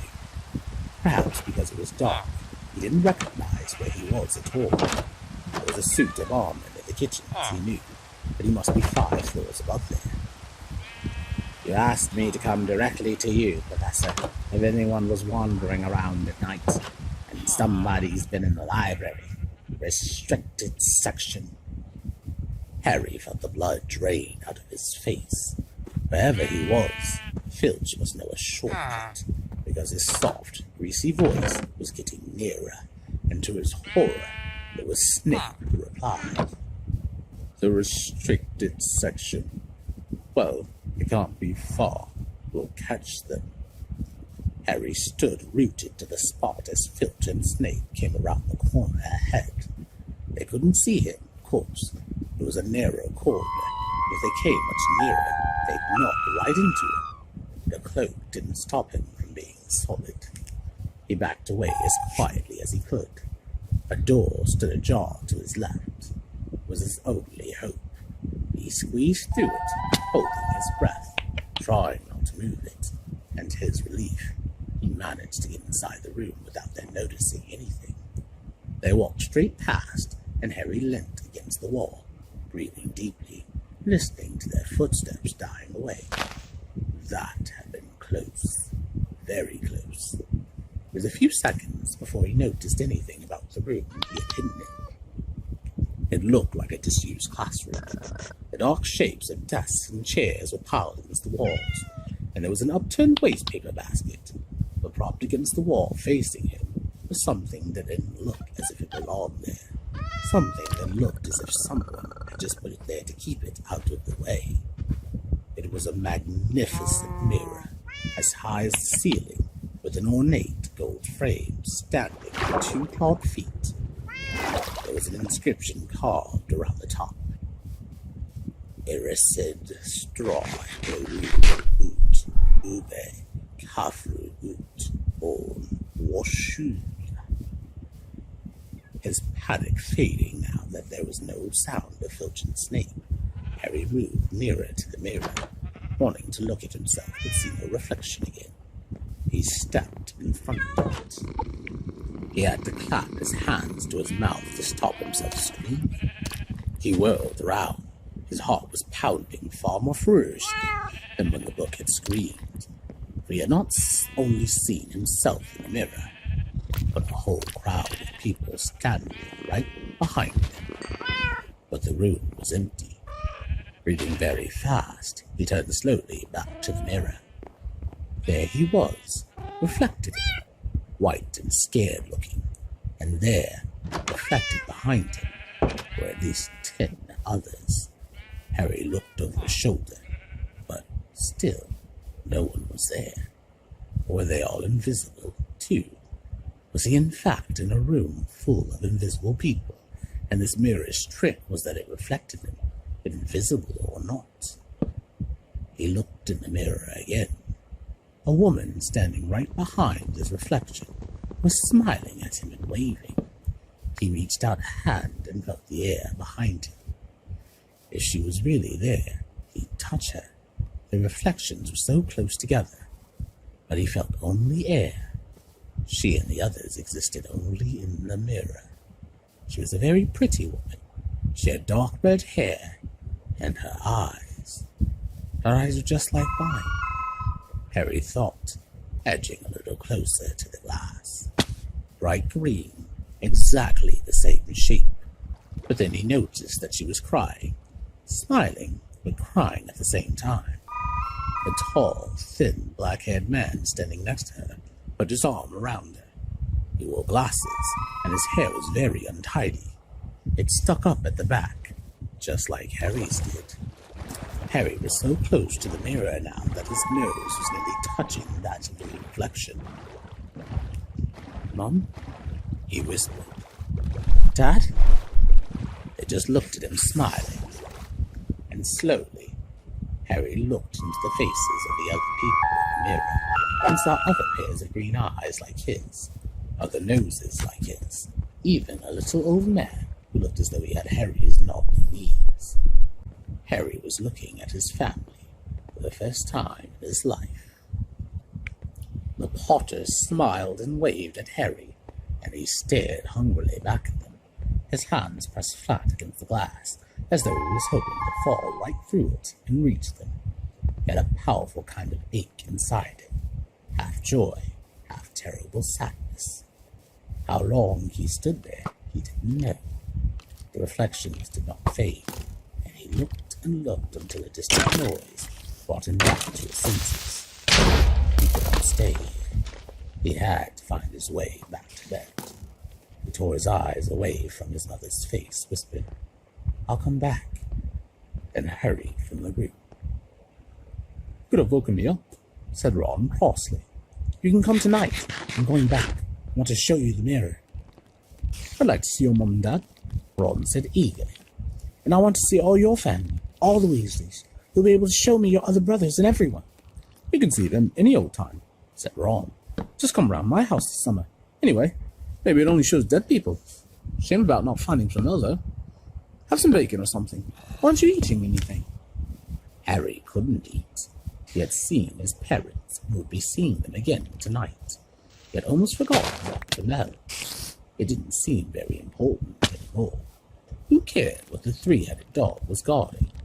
What did it matter if Snape stole it, really? "Are you all right?" said Ron. "You look odd." What Harry feared most was that he might not be able to find the mirror room again. With Ron covered in the cloak too, they had to walk much more slowly next night. They tried retracing Harry's route from the library, wandering around the dark passageways for nearly an hour. "I'm freezing," said Ron. "Let's forget it and go back." "No," Harry hissed. "I know it's here somewhere."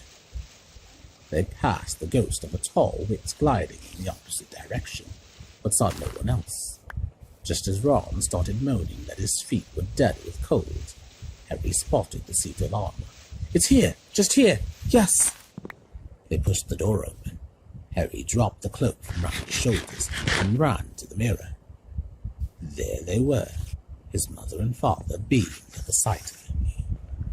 "See?" Harry whispered. I can't see anything. Look at them all. There are loads of them. I can only see you. Look at it properly. Go on, stand where I am." Harry stepped aside, but with Ron in front of the mirror, he couldn't see his family. Just Ron in his paisley pajamas. Ron, though, was staring transfixed at his image. "Look at me," he said. "Can you see all your family standing around you?" "No, I'm alone, but I'm different. I look older, and I'm head boy." "What?" "I am. I'm wearing the badge like Bill used to, and I'm holding the house cup and the Quidditch cup. I'm Quidditch captain too." Ron tore his eyes away from the splendid sight to look excitedly at Harry. "Do you think this mirror shows the future?" "How can it? All my family are dead." "Let me have another look. You had it to yourself all last night. Give me a bit more time.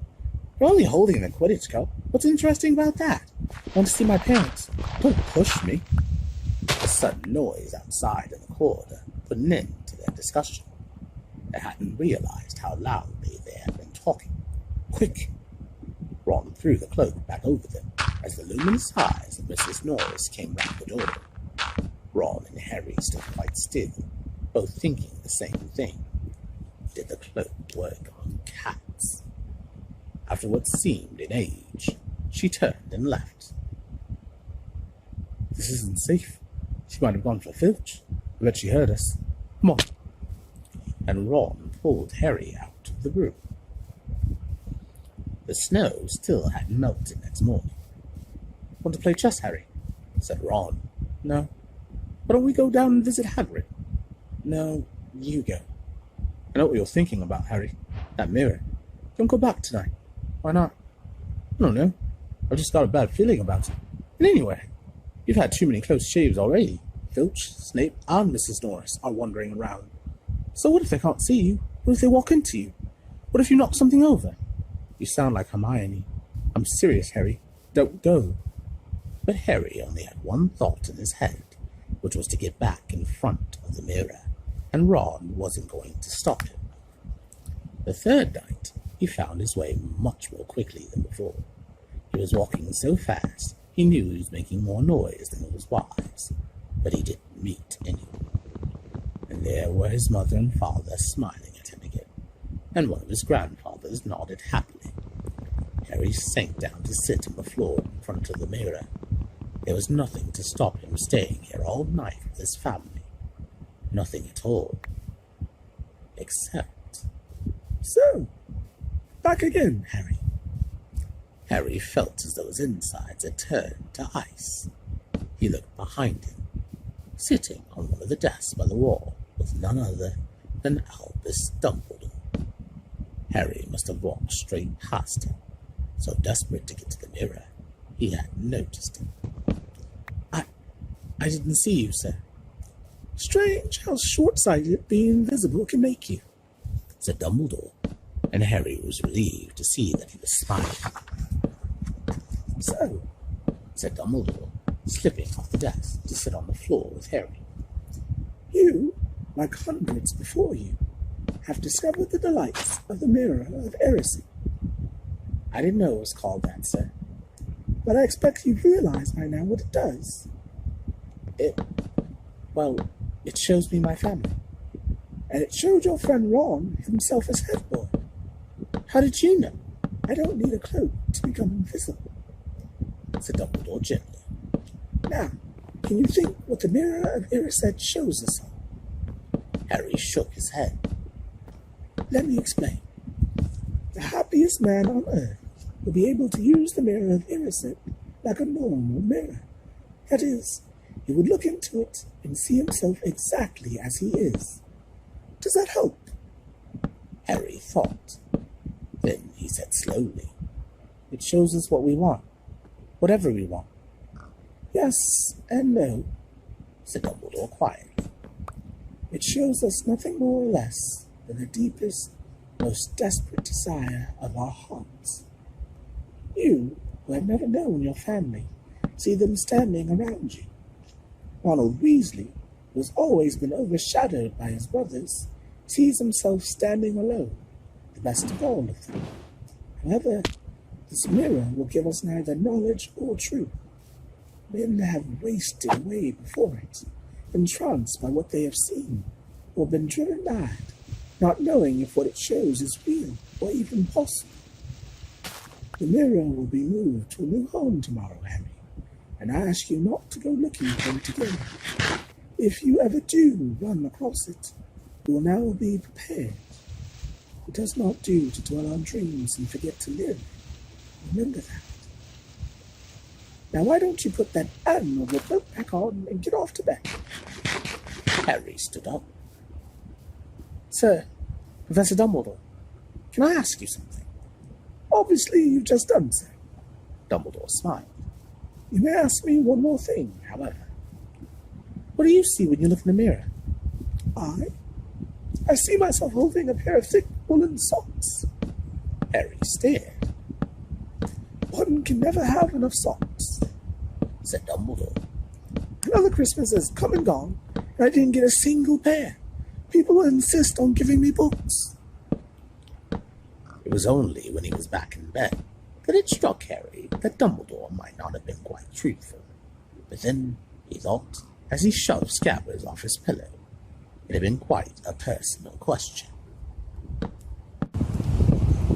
Chapter 13. Nicholas Flamel. Dumbledore had convinced Harry not to go looking for the Mirror of Erised again, and for the rest of the Christmas holidays, the invisibility cloak stayed folded in the bottom of his trunk. Harry wished he could forget what he'd seen in the mirror as easily, but he couldn't. He started having nightmares. Over and over again he dreamed of his parents disappearing in a flash of green light, while a high voice cackled with laughter.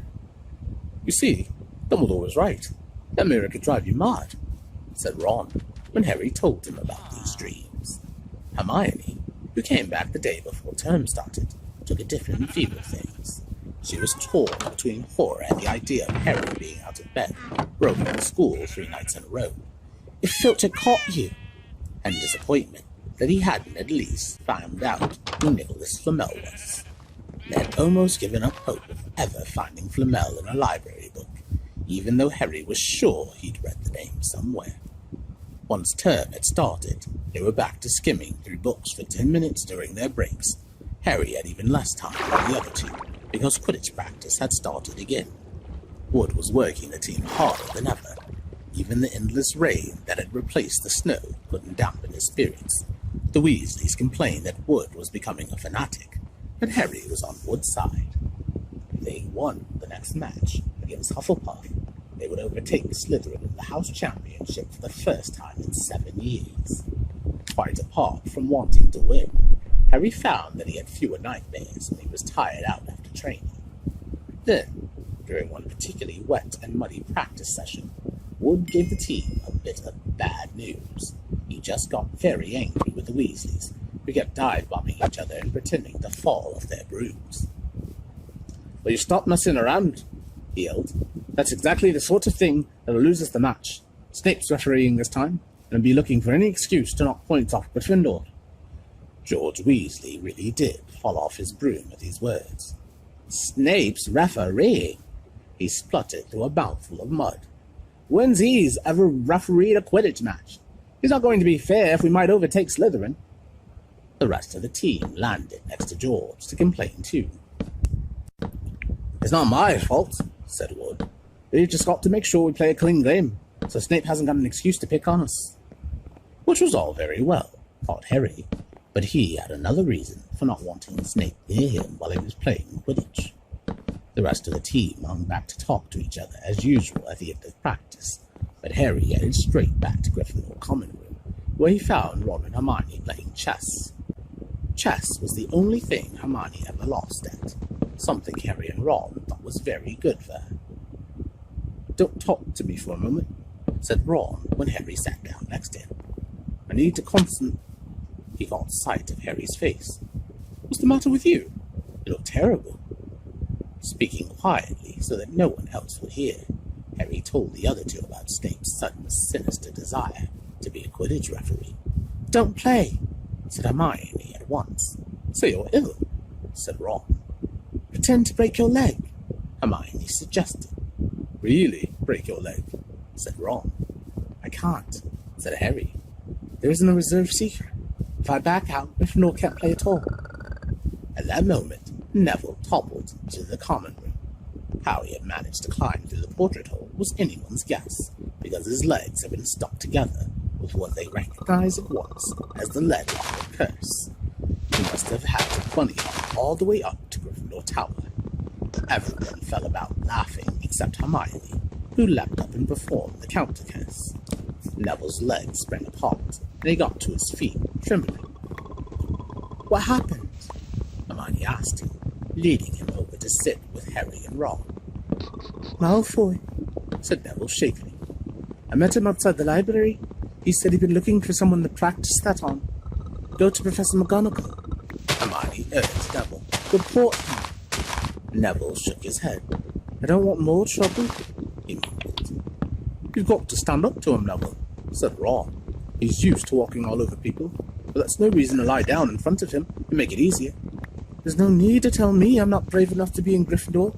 Malfoy's already done that." Neville choked.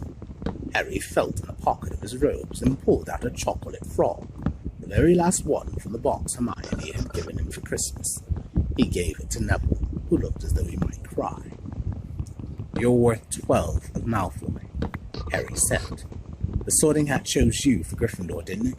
And where's Malfoy? In stinking Slytherin." Neville's lips twitched in a weak smile as he unwrapped the frog. "Thanks, Harry. I think I'll go to bed. Do you want the card? You collect them, don't you?" As Neville walked away, Harry looked at the famous wizard card. "Dumbledore again," he said.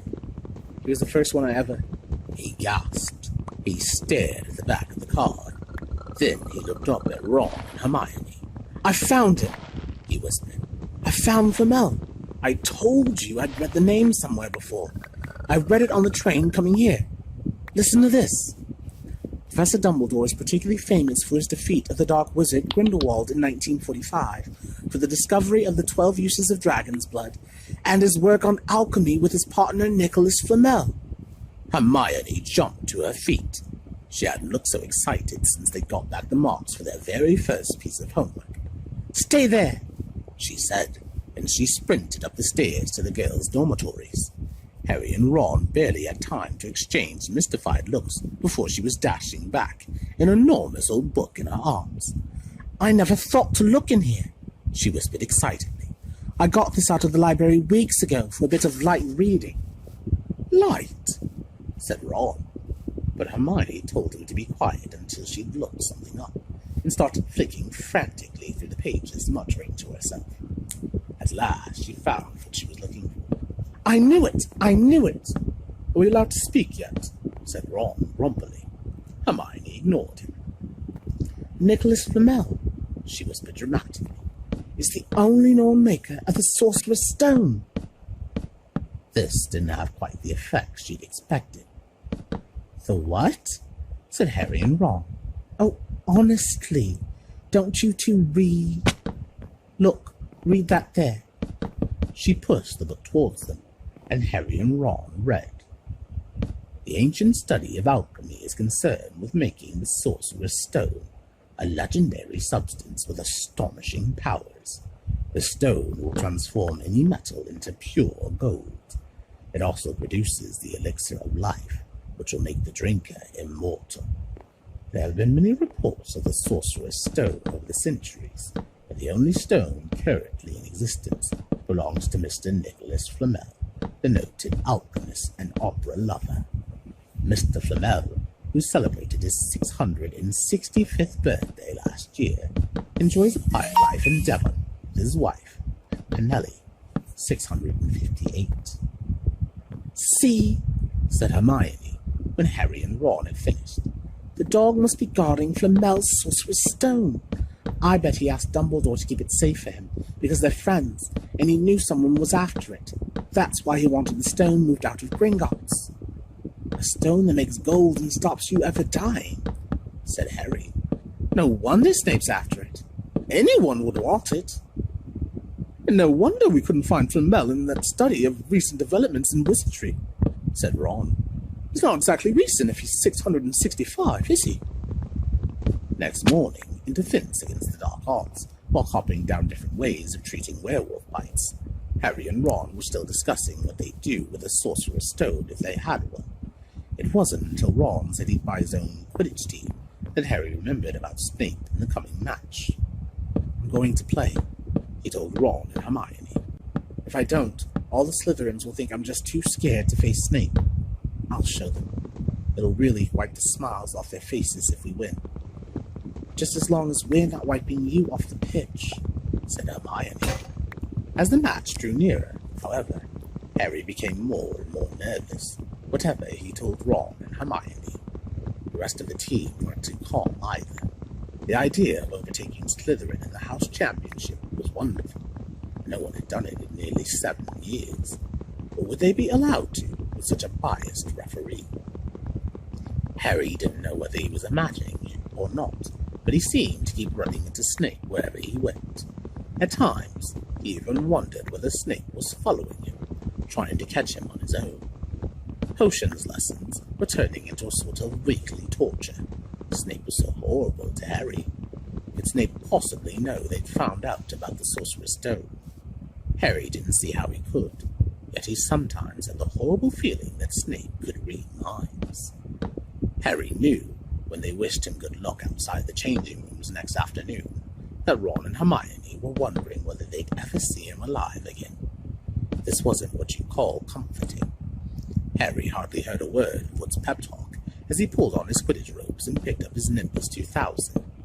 Ron and Hermione, meanwhile, had found a place in the stands next to Neville, who couldn't understand why they looked so grim and worried, or why they had both brought their wands to the match. Little did Harry know that Ron and Hermione had been secretly practicing the Leglocker curse. They'd got the idea from Malfoy using it on Neville, and were ready to use it on Snape if he showed any sign of wanting to hurt Harry.